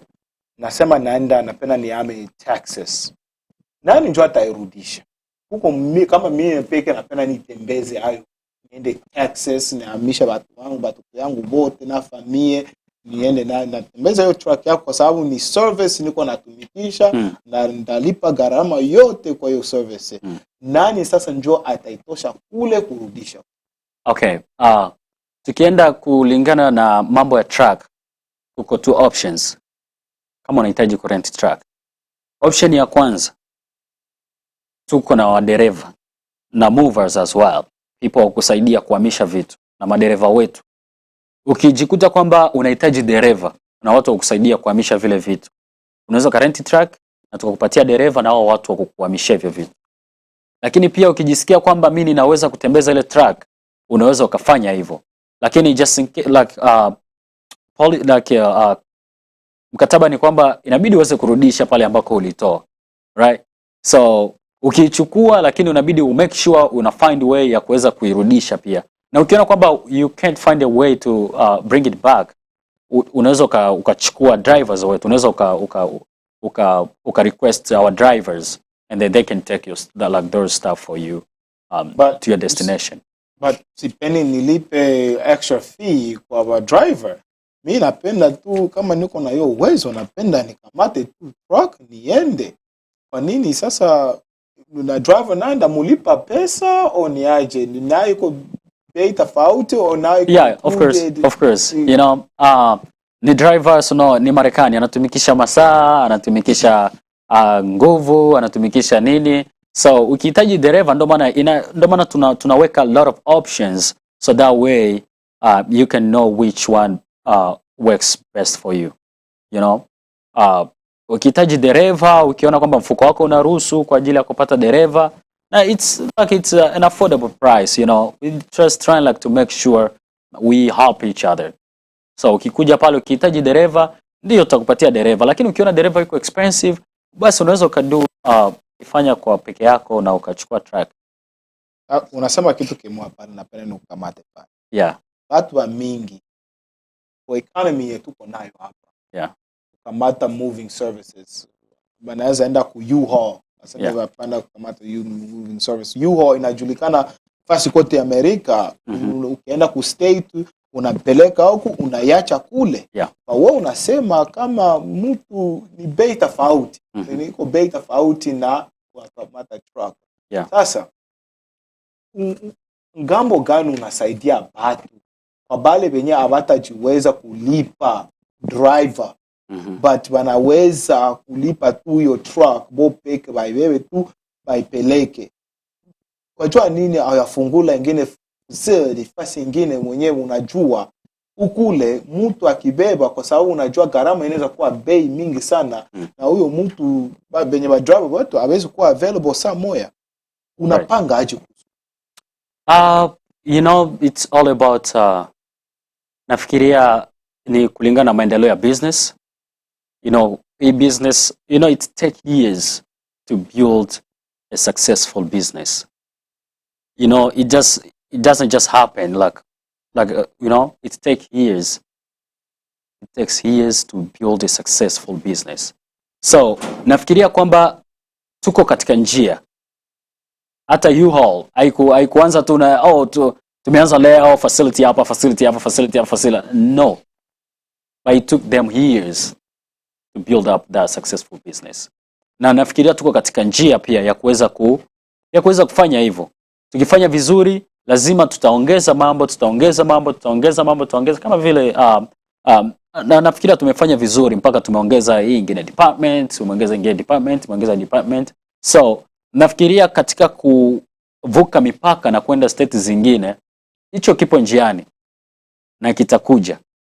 Na nafikiria kwa wale watu ambao wanapenda kurent na kuweza kuishi katika state zingine, it's something that we can you know, kizuri cha track zetu ni kubwa. Cha kwanza ni kubwa. Na kitakusaidia wewe kuweza kuchukua vitu vyako kwa limoya. So, ukirent like U-Haul ama ukirent zingine, maybe unaweza kuwa na track, lakini track zetu sisi, we are making sure like you can take all your stuff, like sometimes we call it all in one at once. Yani unaweza ukaweka vitu vyako vyote mle na ukapiga trip moja, baadaye ukakuja kuirudisha. So if you need like to, you know, ukihitaji eti mimi nitachukua tu vitu vyangu na ama state na boom, sitaki tena kurudi, we can find our employee ambaye anaweza kaenda na wewe ukaacha vitu vyako naye akarudi na track. So it's all about negotiation, but our goal is to make sure you get the help you need. Sasa napenda niende sasa kungambo ya insurance. Sema kama tunamia na chakula driver yako apeleke vitu vyangu state nyingine na arudishe hayo. Insurance sasa, nani ndio atalipa insurance kama yeye akipata accident au kama vitu vimoja vinaharibika? Sababu mimi nabeba gari nyingine na yeye anabeba truck na biko vitu yangu mule. Ongea kuhusu insurance inakuwa kaje? Tukisema kuna insurance aina mingi. Kuna insurance aina mingi. Insurance ambayo unazungumzia insurance ya gari ama insurance ya dereva ambaye anachukua gari? Ya gari. Ya gari na vitu vyenye viko mule. Manake tuseme for example U-Haul. U-Haul inakuwa na policy yako. Wakati ukibeba hiyo truck yako, unapaswa kuwa na wanakupatia insurance nayo iko pale. Na kila kitu kyote unaweza sema kama vitu vibomoka kama nani wewe njoo uko natembeza itakuwa kosa yako, but na wana protect gari yako. Right. Sasa tuseme kungambo wewe njoo, kwa sababu U-Haul haifanyaki hawakwaki na kuwa na wa drivers. Wewe njoo sasa mko wa drivers, wewe njoo mnapeleka kule. Sie benye vitu atupeleki kitu, sisi tunaenda tu kule, tunajua kama mta ileta tu mzuri. Aje tunakuwa na hiyo amani kabisa kama mtaleta vitu yetu mzuri na kuna vitu vitakunjika mule na kuna tatizo yote itatokea. Okay, tukizungumzia kungambo ya insurance yetu tuna provide kwa tuko na insurance kwa ajili ya gari. Ndio nisema kuna two options. Option ya kwanza ni wewe kurent truck bila madereva. Ukirenti truck bila madereva, unaweza ukachagua kwamba okay, itabidi ni sign up, kuko fees, right? Tutakwambia kwamba okay, siwezi nikasema idadi hapa, hiyo ni ya ofisini, lakini siwezi nikasema idadi in public, lakini kuko fees ambazo unaweza ukachagua. Yani ukienda pale unaambilika kwamba okay, unapenda kuchukua gari peke yako, ndio, lakini kuko insurance, kuko these few hii amount of dollar ambayo ni chache sana. Ukipenda kuiweka hapa, basi chochote kitakachotokea kwa gari, unafanya accident, unafanya nini, hautakuwa in charge, the company gonna be in charge of that. Ile ni option sasa. Lakini kama utaweka ile amount, ile fee ya insurance, unaweza ukachoose tena kama unajiamini, unasema mimi siwezi nikapata ajali, mimi niko vizuri hivi na hivi.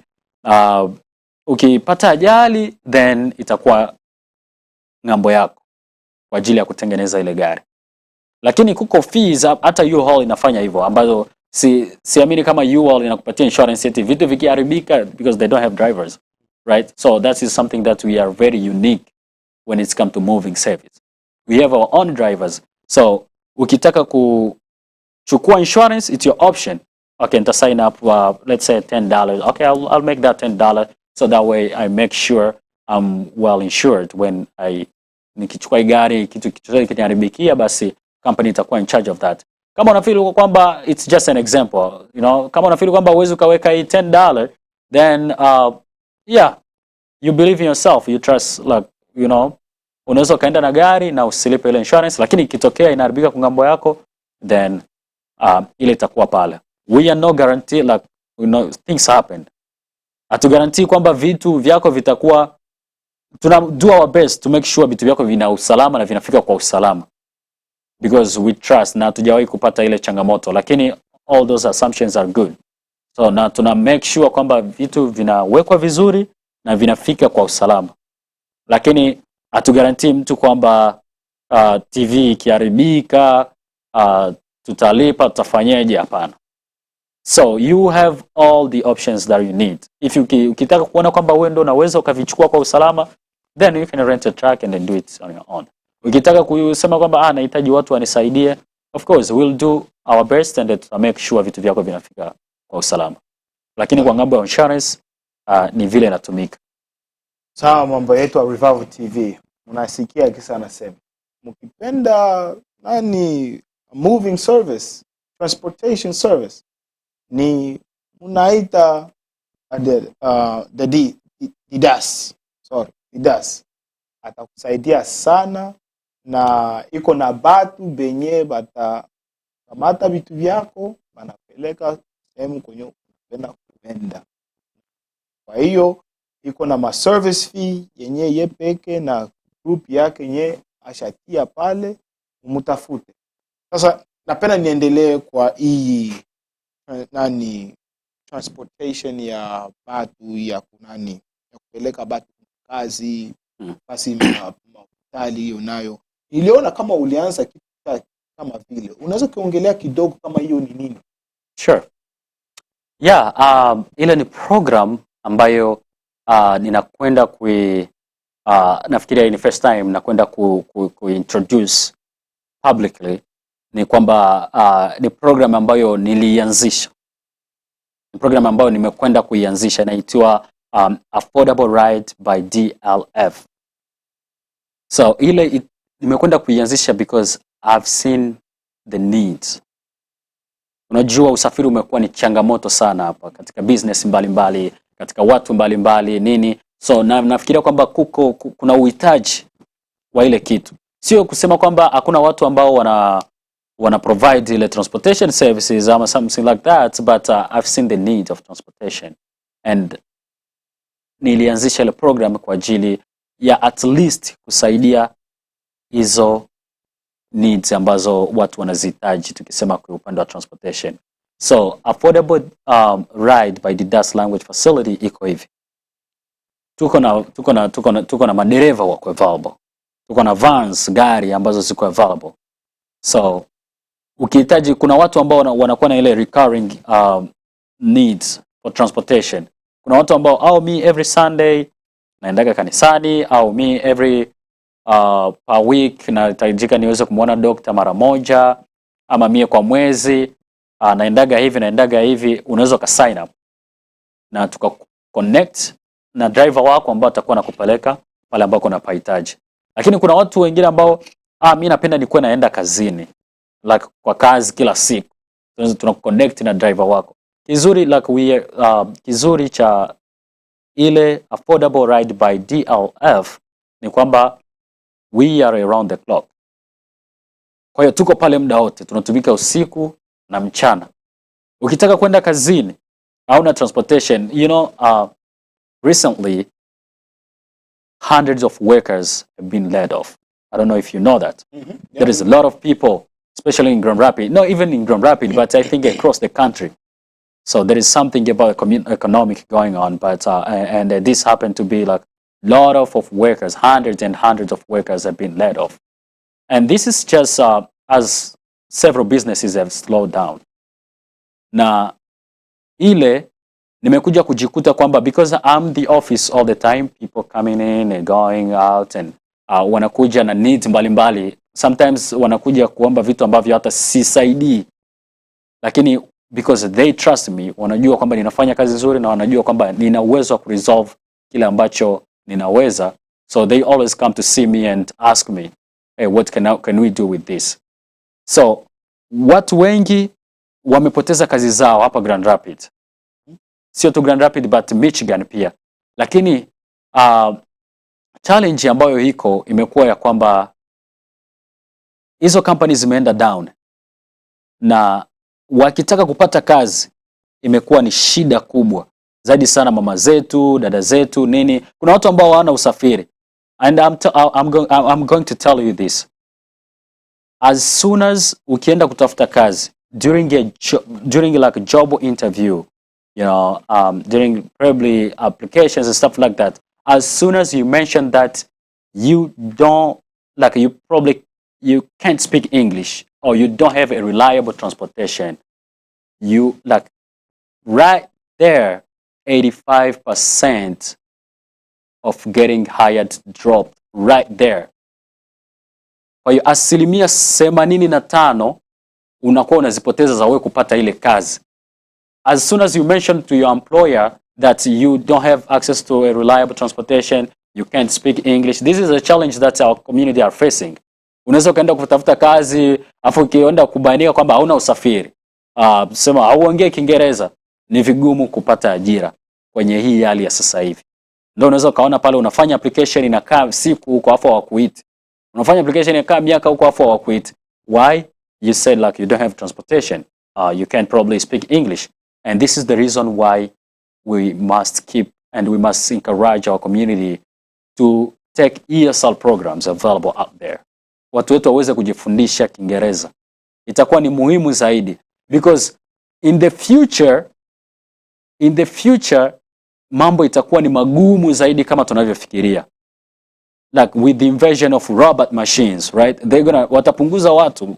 Unajua watu wengi tunatumika katika factory na wanazidi kuleta machine, like teknolojia inazidi kupanda juu, kutakuwa robots zitafanya zile kazi ambazo tunazizoea.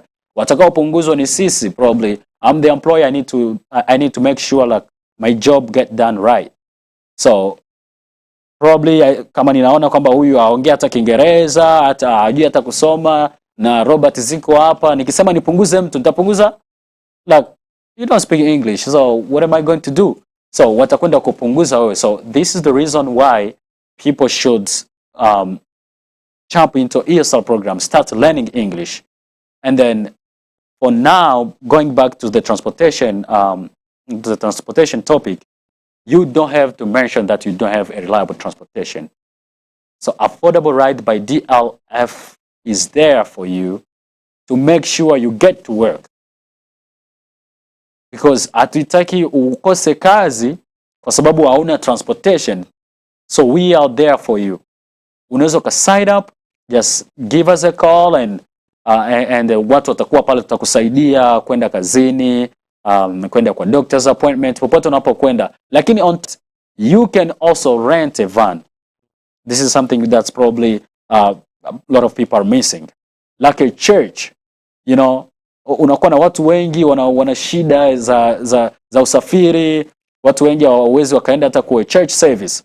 But as a pastor or as a business owner, as someone who needs like a van, because our van takes 12 to 15 people, you know. So unaweza ukarent, hey, I'm gonna rent it on Sunday, I'm gonna rent it this day. Una rent, baadaye unafanya huduma zako, unahakikisha watu wanafika kwa yako event, unahakikisha watu wanafika kanisani, wasio tena bula kwa sababu eti mimi sifiki kwa sababu ya hii. No, we don't like to see that. Or also you can take it like a vacation for family if it's not sio mbali, you know. Niko na familia watu 10. With like the goal here, it's just we are trying to make life easier and affordable, you know. Kwa mfano tuseme church service, let's talking about church service. Tuseme tuko na program lancing na kwaya yetu inaalikwa pale, acha twende huko. So ukifanya mahesabu, kama uja rent van, nyie kama kwaya mtatakiwa muweze kuchukua gari 4 kwa kuweza kuwafikisha pale, na hizo gari 4 mtaspendi mafuta mpaka basi. Lakini kwa sababu van iko pale, unaweza ukaenda kurent, hamtatumikisha mafuta kama ambayo mngetumikisha gari 4. Cha kwanza mtaenjoy, mko pamoja kwa kwaya, van zetu zina TV, mnaenda mna watch ndani ya gari. Hata kama ni family vacation mnaweza mkaenda nayo, lakini pia mkaweza kuenjoy ile ride ya pamoja. That's the best thing about affordable ride by DLF. Sasa mimi siasikia unasema inakuwa bei ngapi ku rent hivi vitu. Huko nasema tu mnafikiri huko nakwepa kusema kwa hii ndio bei itakuwa hivi na hivi na hivi. Kwa sababu hii ni gharama hii. Huko nasema affordable. Affordable, watu wa mingi hawajua affordable ni nini hiyo affordable nyuko nasema. So unaweza tuambia ku rent inakuwa aje, ni kwa mwezi, per day, ni aje? So okay. Unajua tukisema affordable ni kitu ambacho you know, unaweza ukakimudu. Tunajitahidi uweze ukakimudu kitu kama na hicho. So ku rent inadepend na your needs. Unaweza ukairent kwa mwaka, unaweza ukairent kwa mwezi, unaweza ukairent kwa nini. So like they are available for you. It's just depend like ni kulingana na need yako. Unahitaji nini? Na tukisema affordable, kama jinsi nilivyosema, hizi zote services and stuff like that, I'm trying to make it affordable, yani kwa kila mmoja. This is just a devotion. It's some, I said this earlier, it's not about money, but we are trying like to solve problems here. Sasa going back to price. Kwa sababu kigumu ambacho siwezi nikaongelea price because I don't know what you need, but normally pricing ina depend na sehemu ambayo unaiendea. So there is a different, there is no like the price is very flexible. Hakuna fixed rate. There is no fixed rate. Like ukisema ku truck, there is fixed rate. Like per hour you can rent, like our big truck, our biggest truck, you can rent it like it's per hour is $40 per hour, you know, ku truck. Lakini ukikuja kwa van, ina depend na sehemu ambayo unaenda. Lakini pia what I want to see, and this is I'm trying like to also invite those investors or those people who probably have been touched by this program of transportation. If they see a need, or if they see like this program is going to be helpful to the community, we are welcome. We are taking donations as well. You know, they are welcome because our goal is we are trying like to add more vans, and then what I wanted to do is to make sure I get to the goal where people, they can just spend for the gas they use, and then they can afford just using the free vehicle, probably the free drivers, and just keep using the gas, like they spend just for the gas that they're using. That's my goal. I'm trying like to help as best as I can, but this is gonna depend with it's kind of like a pilot program, so people need to. I need to see if, of course, this is something that the community really needs, and this is something that Of course, we need to add more vans and more so we can get to the point. But it's affordable, of course. This is no joke. It's really affordable, and you must sign up for it. Just ask for a quote. There is a phone number there, which is 616-275 5596. You can call and then you can say, hey, I need this van from this day to this day, or from this location to this location. We're going to give you an affordable price. As I say, I'm the owner. So my goal is to make sure you only spend for the gas, but I haven't get there yet. But as soon as people see if this is a good deal for the community, of course, you can make a donation, but I don't want it to make myself into a trap. You know, sometimes I avoid money that comes with a lot of laws, like tunakupatia hii pesa, uitumikisha hivi, uitumikisha. That's why sometimes I always use my own money. Because staki mtu aweze kuendesha kwamba unabidi ufanye hivi, unabidi ufanye hivi. Lakini lengo yangu ni kuweza kusaidia watu wafanye kazi vizuri, wafike mahali wanapoenda na waenjoy maisha kama wengine wanavyoenjoy. Revival TV mnasikia kulingana wenyewe nani Didas kisa anataka kuongea hapa. Kama unahitaji transportation kwenda kukazi, kwenda kukanisa, sehemu yoyote, unaweza kumuita, iko available, na unaweza hata kurent ile van ile yabo, unaweza kamata hayo. Ni kitu kia mzuri sana kukuwa nayo. Na hii programu hii ni mpya kulingana kisa anataka kusema, ni mpya kenye Epeka anaanza na team yake na business yake. But mimi siarizika kwa hiyo kitu ya juu ya pesa, kwa sababu iko sasa iko napenda kukwepa hayo sana, kwa sababu kuko batu najua tu batapenda kuuliza. Ni sawa kama hautapenda kueleza hapa, ni sawa mpaka bakuite njoo muongee gusu unasema, kwa sababu ina depend na my distance.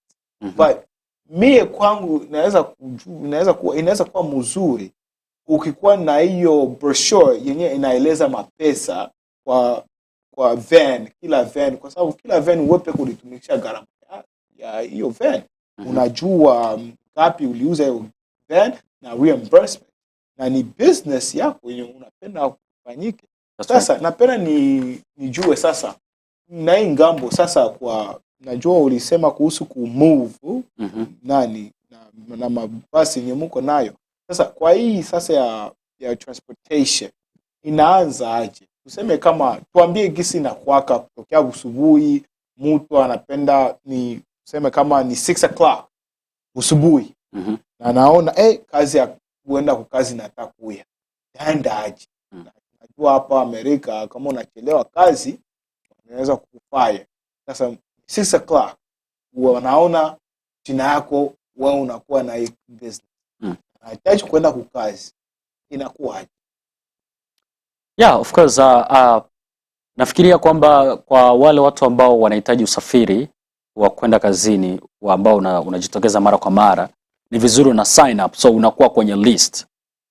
Unajua it's a business and there is a needs for this service.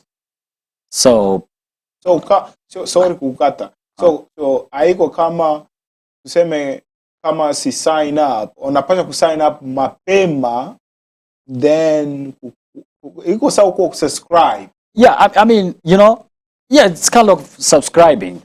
So sio lazima kusign up, unaweza kucall right away, but it's like to make, if you have kitu ambacho naweza nikashauri kwa wale watu ambao wana recurring rides, like kwenda kazini kila siku, kila wiki, hivi na hivi, ni vizuri kusign up, so that way we connect you with the driver who will be there for you, instead of just calling. Problem unaweza ukawaita ukakuwa late, you know, and we don't want you to be late.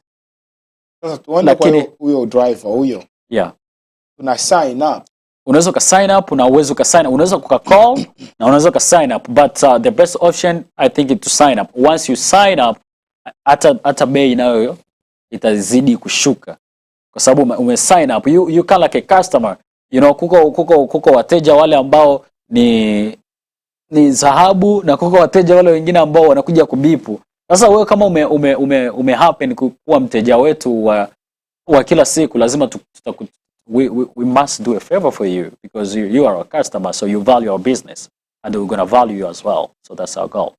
So uniambie sasa, kulingana kama ule driver ule atakuwa available wakati mtu anahitaji kwenda kukazi na anamuita bapokei na anaita weye apokei ampokei, ni aje sasa? Is it always 100% mwe mtapokea simu kama biko subscribe au ni aje? Sasa tuko wanadamu. Of course, yeah. I mean, something happened, but what I believe as a business owner, you know, the best thing to run a business to make sure like you have a strong customer service. You know, tuna try kuwa available as best as we can. So this is not a one person thing. It's a business. It's a company. You know, and you don't have to call a driver. You must call like our customer service. There is a number there. There is a line. You know, once you call, you're gonna call the office, and the office have access, and they know who driver is available, which van is available for you. So number 10 basikie tena. Number is 616 275 5596. Kwa Kiswahili ni 616 275 5596. So ile ni namba ya kampuni. Ile ni namba ya kampuni na iko pale available kwa ajili ya watu, na unaweza ukaipigia baadaye. Kampuni moja kati ya watu ambao wako ofisini atapokea na anajua jinsi gani ya kuconnect na driver. Sawa kabisa. Sasa hii njoo sasa inaanza enda ku swali yangu za mwisho. Na tunataka maliza, na sasa kushukuru sana kuendelea kupata muda kuwa na mie hapa. Sama kama tunabeba muda pa, nilikuwa napenda watu kabisa waelewe kitu kinako unafanya. Yeah, that's good. Kwa sababu ni kitu kenye inaweza kusaidia baadaye na inaweza saidia watu mingi baadaye. Sasa nilikuwa na swali lingine. Right. Hii swali ni kuhusu success yako. Yeah. Ni kitu gani kenye kinakufanya wewe kuwa successful kwa hii vitu unafanya? Na organization yako, ulisema sana kuhusu ma organization na kisi vitu watu au organization wako pale ni watu gani? Ni Wakongomani, ni especially wenyewe biko na kamata watu ni Wakongomani, ni aje hii success inatoka? So maybe sijakuelewa vizuri. Ukisema organization ama watu wenyewe wanakia kukamata watu, yani unasema kama muko na hauko wewe peke tu, ni kampuni hii ni kampuni na tunaajiri. Yeah. So ukiniambia kwamba ni Wakongomani ama ni nani, uko mna hire tu, uko na hire. We are hiring people, we are hiring drivers. You can sign up. It's not sio kwa ajili ya Wakongomani, hata usafiri wenyewe sio tu kwa ajili ya Wakongomani, you know. Kuna watu ambao wanahitaji, it's not only for immigrants, so it's not only for refugee, but it's for all the people. You know, like watu wote, like if you are white or if you are black or if you are whatever, ni kwa ajili ya watu wote. Even our company is very diverse, you know. So atujibezi tu na watu fulani, lakini pia tuna make sure tuna reach out kwa kila mmoja ambaye anahitaji huduma zetu, kwa sababu there is some transportation services there that are out there. They are only provide their services like to disability folks, you know, like for just people who don't have probably husbands and stuff like that. But we are there for everyone. We are not there only for immigrants or only for refugees and stuff like that. But we are there for whoever may need our service. And then tukisema kulingana na timu iko pale ambayo ni watu tofauti. Unaweza ukaenda kwa websites zetu ukaangalia kwamba kuna uhitaji ama position gani ziko available. unaweza uka-apply, and then very soon we're gonna post like some new positions. It's gonna be we're gonna need more folks. We're gonna hire more folks. We're gonna hire more drivers. So there is also jobs, job opportunity at Didas Language Facility. Yeah. Okay. Sawa. Revival TV, mnatoka kusikia venye ndugu yetu anasema hapa. Na hii business yanaanza sio tu ya Wakongomani. Yeye peka anasema haiko tu ya Wakongomani, ni ya watu wote. Watu wote kuweza kurent ma vehicles zenye iko nafanya business nazo. So kama unahitaji usafiri kwenda kukazi, kwenda kwa hospitali na kwenda fasi yoyote, nafikiri everywhere iko hapa kusaidia, na iko affordable price. Sijui hiyo affordable inamaanisha nini, but kulingana hiyo lugha inasema iko affordable price. Unajua sisi tunapenda tusikie manimero iko $100, jote tunapenda tusikie, but inasema iko affordable. Kisi unasema iko affordable, tutakutafuta. Na sasa napenda hivi ilianza sasa kuanza kupeleka batu kumakazi, na unabakamata kumanyumba au ni aje? Yeah. Unabachukia pale kumanyumba pale, ndio unakamata njoo na babeba unakuwa. Yeah, kuna watu ambao wame request, because na tena nasema hii ni first time ya ambayo nimekwenda introduce this publicly, but tumepata a lot of demands for our service. So na pia tuko tunachukua watu pale ambako unaishi. Yani tunakwenda, dereva wetu anakuchukua, anakupeleka kazini, anakurudisha, anakuchukua pale nyumbani, anakupeleka kwa doctor's appointment, anakupeleka wapi, yani sehemu ambayo unahitaji wewe. Kwa hiyo tuko tunafanya vile hapo. Sawa. Tunafika kwa mwisho. Swali yangu ya mwisho ni shauri gani yenye unaweza kupatia vijana wetu wenye nao wanaanza kufikiria kitu kinyi wanaanza kufanya maisha yenye inaweza kusaidia bazazi watoto yao? Kitu gani kinyo unaweza kushauria? Gisi wewe ushakuwa na hiyo kitu kidogo. Kitu gani kinyo unaweza kuwashauria hapa vijana hapa nao wanapenda kufanya kitu ya business? Na mchango gani yenye kwa business yenye unapenda bakwe tayari kujua? Okay, so naweza nikasema ya kwamba everybody wasn't born to be a business owner. So this is something that we must understand. So kukuwa successful sio tu mpaka own a business. Sio tu mpaka, but first of all you must enjoy, you must do what you enjoy to do.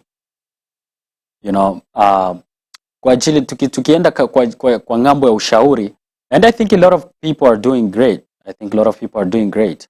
But first of all, something that you need to understand is that your first competitor is you. So you are like, if I need to compete, I think if I'm competing with you, that's wrong. But something that I need to keep in mind is that I first of all need to compete with myself. So uko nafanya kitu kama umekifanya, angalia tu wewe mwenyewe unajijua maendeleo yako. Unaona kama mwaka uko kwenye hii step, ikifika mwaka kesho unajua kwamba hapa nimefanya vizuri kuzidia, yani hakikisha unafanya vizuri kuzidia pale ambako huko. So usiriziki na kile ambacho ulichonacho sometimes. So, ukijisikia umerizika, because Faransa wanasema des besoins sont multiples. Unaona, na kitu ambacho naweza nikashauri kwa vijana ni kusema ya kwamba ni tuwe na moyo wa kufanya kitu na tuwe na shauku wa kufanya kile kitu. Wengi wetu tuna ndoto nyingi tu, mimi nitakuwa hivi, mimi umri unaenda, nitakuwa tajiri, nita own business, unabaki kuongelea like you've never made any step, like you've never jumped into doing actions. And then tukisema kulingana na hapa kwetu Marekani, kitu cha kwanza kigumu Because tukikuja hapa tunaingia kwa company. Lakini kitu cha kwanza kigumu ni kupata nafasi ya kutoka kwenye hiyo company ili uanze kitu ambacho unakienjoy kukifanya. Na hapo ukiweza kutoka, ukiweza kuchukua ile step ya kusema leo natoka, acha ni focus kwa kitu ambacho napenda kukifanya, hapo utakuwa unaweza, because that was one of the hardest step like I ever made. Nilikuwa kwenye kampuni pia, nilikuwa nafanya kwenye factory, lakini kutoka pale nilipata documents za business and stuff like that, and then it take a year. Nilikuwa tuna zile documents, sijui nitaanza wapi, nitaishia wapi, because nilikuwa bado nigali kwenye ile kampuni.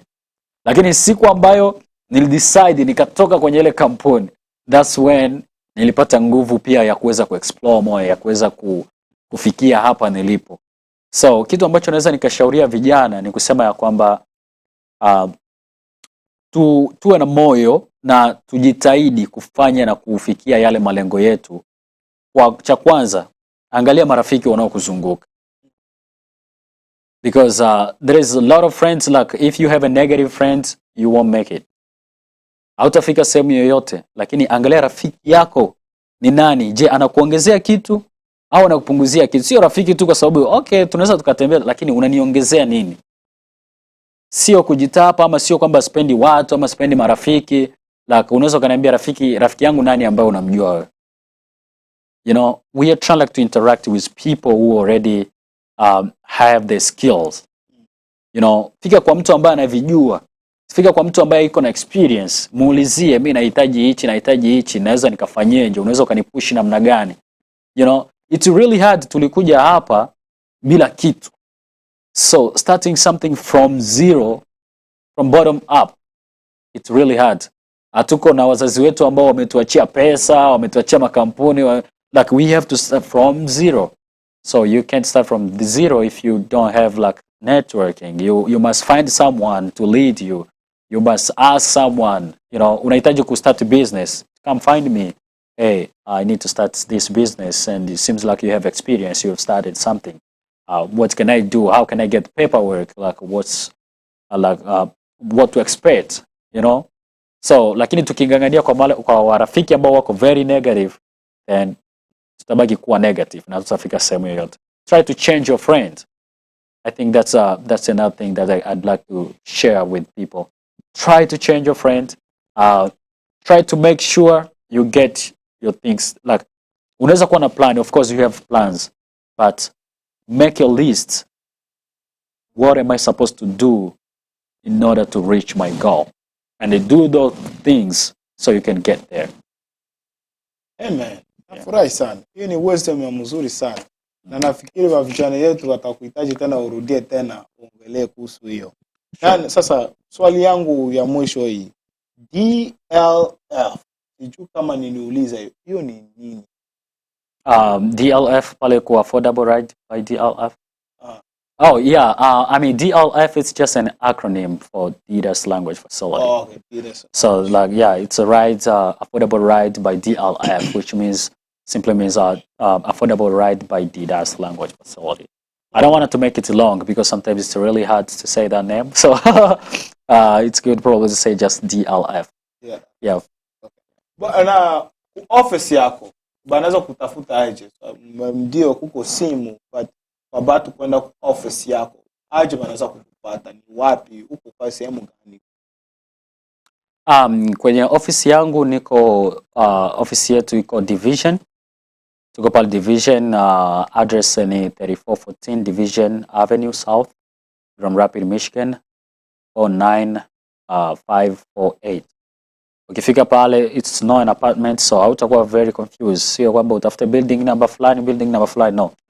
Ukifika pale, then utakuwa umefika, na utaona barabarani kuna bango ya Leaders Language Facility na huduma zetu ziko pale. Yeah, unaweza ukafika pale, unaweza ukapiga simu, itakuwa ni rahisi sana kupatikana.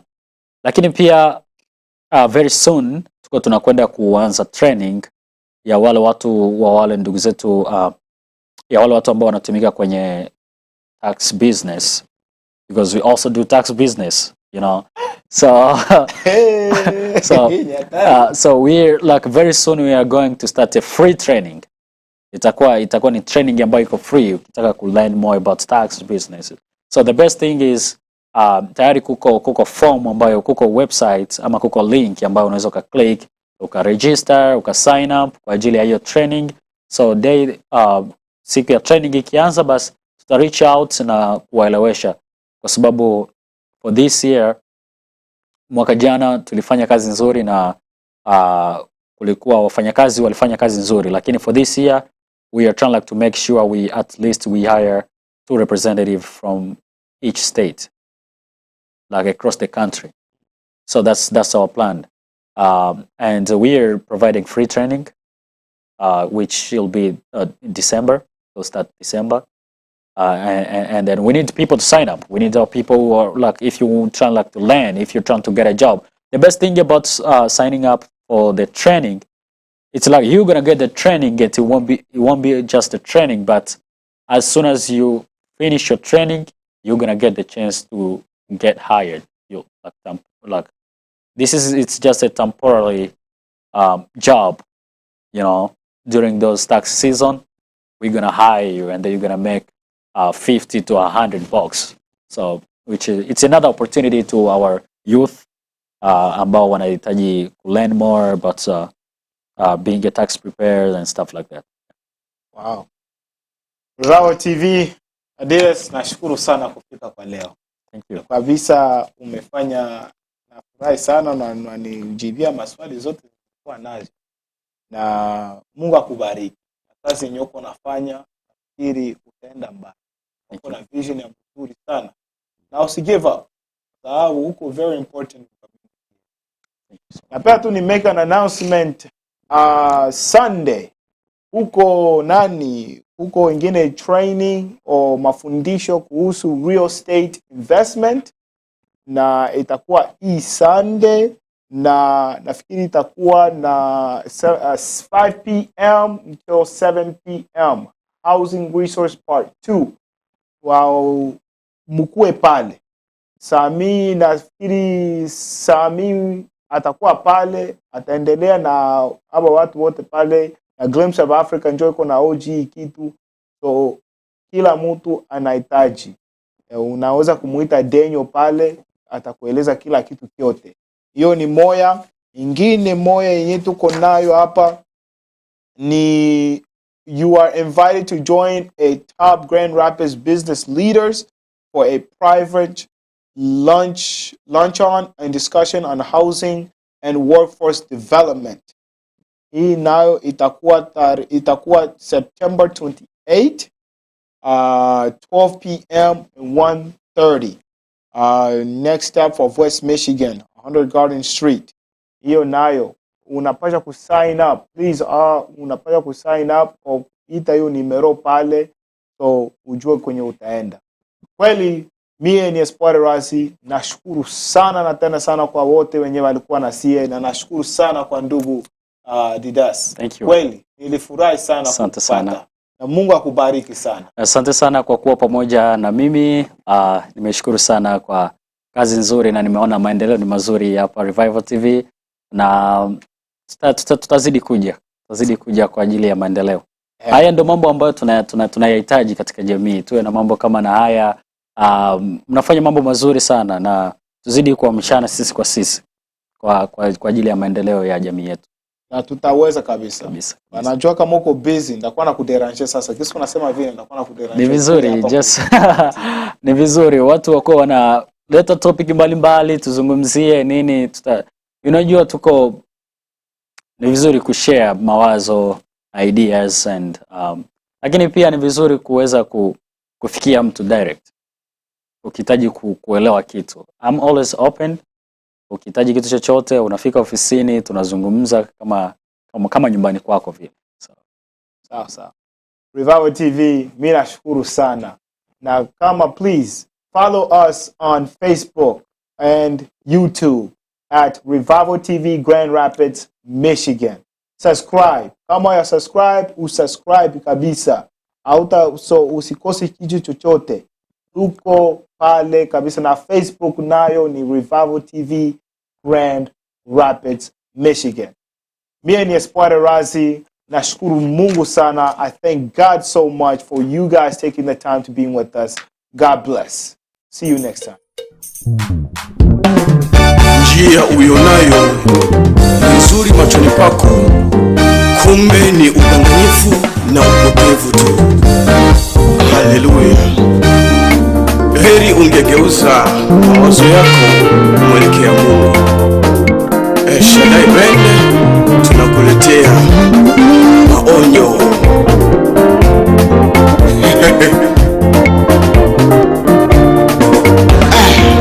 Matendo nayo yatenda yamekuwa chukizo kwa watu. Kila siku umekuwa ukisema mitaani, achana na hayo ndugu. Unapokuwa unasema watu, kumbuka nawe wasemwa.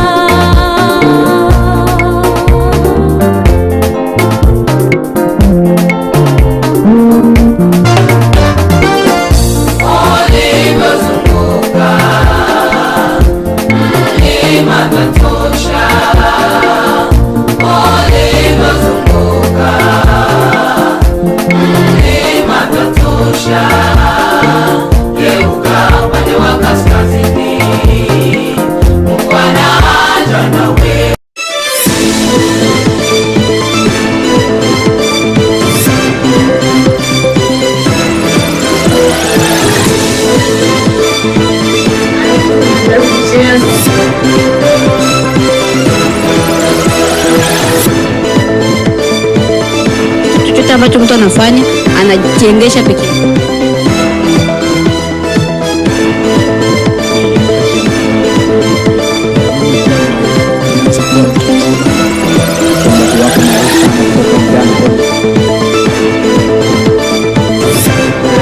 Introvert, extrovert, I'm both. Yes. Do you guys do gatherings?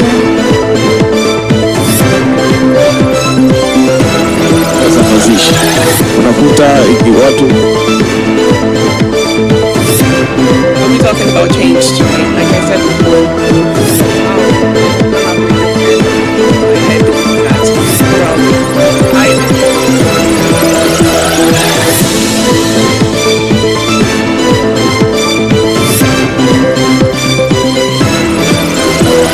Hapa ni Revival TV na hii ni Couple Story. Tuendelee kuangalia kwenye TV yetu.